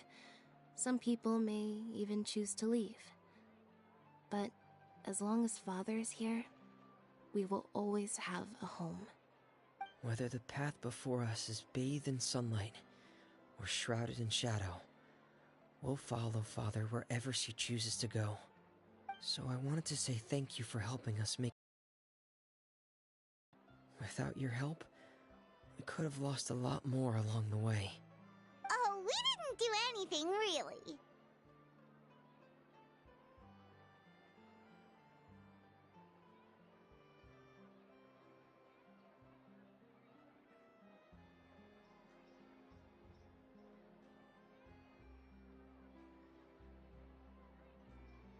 Of course. You're welcome anytime. Are Filial and Nantoy okay? I actually saw them at a cafe this morning. They didn't recognize me. From what I could tell, they were drinking coffee and talking about one of the operas that started running recently. They seemed happy.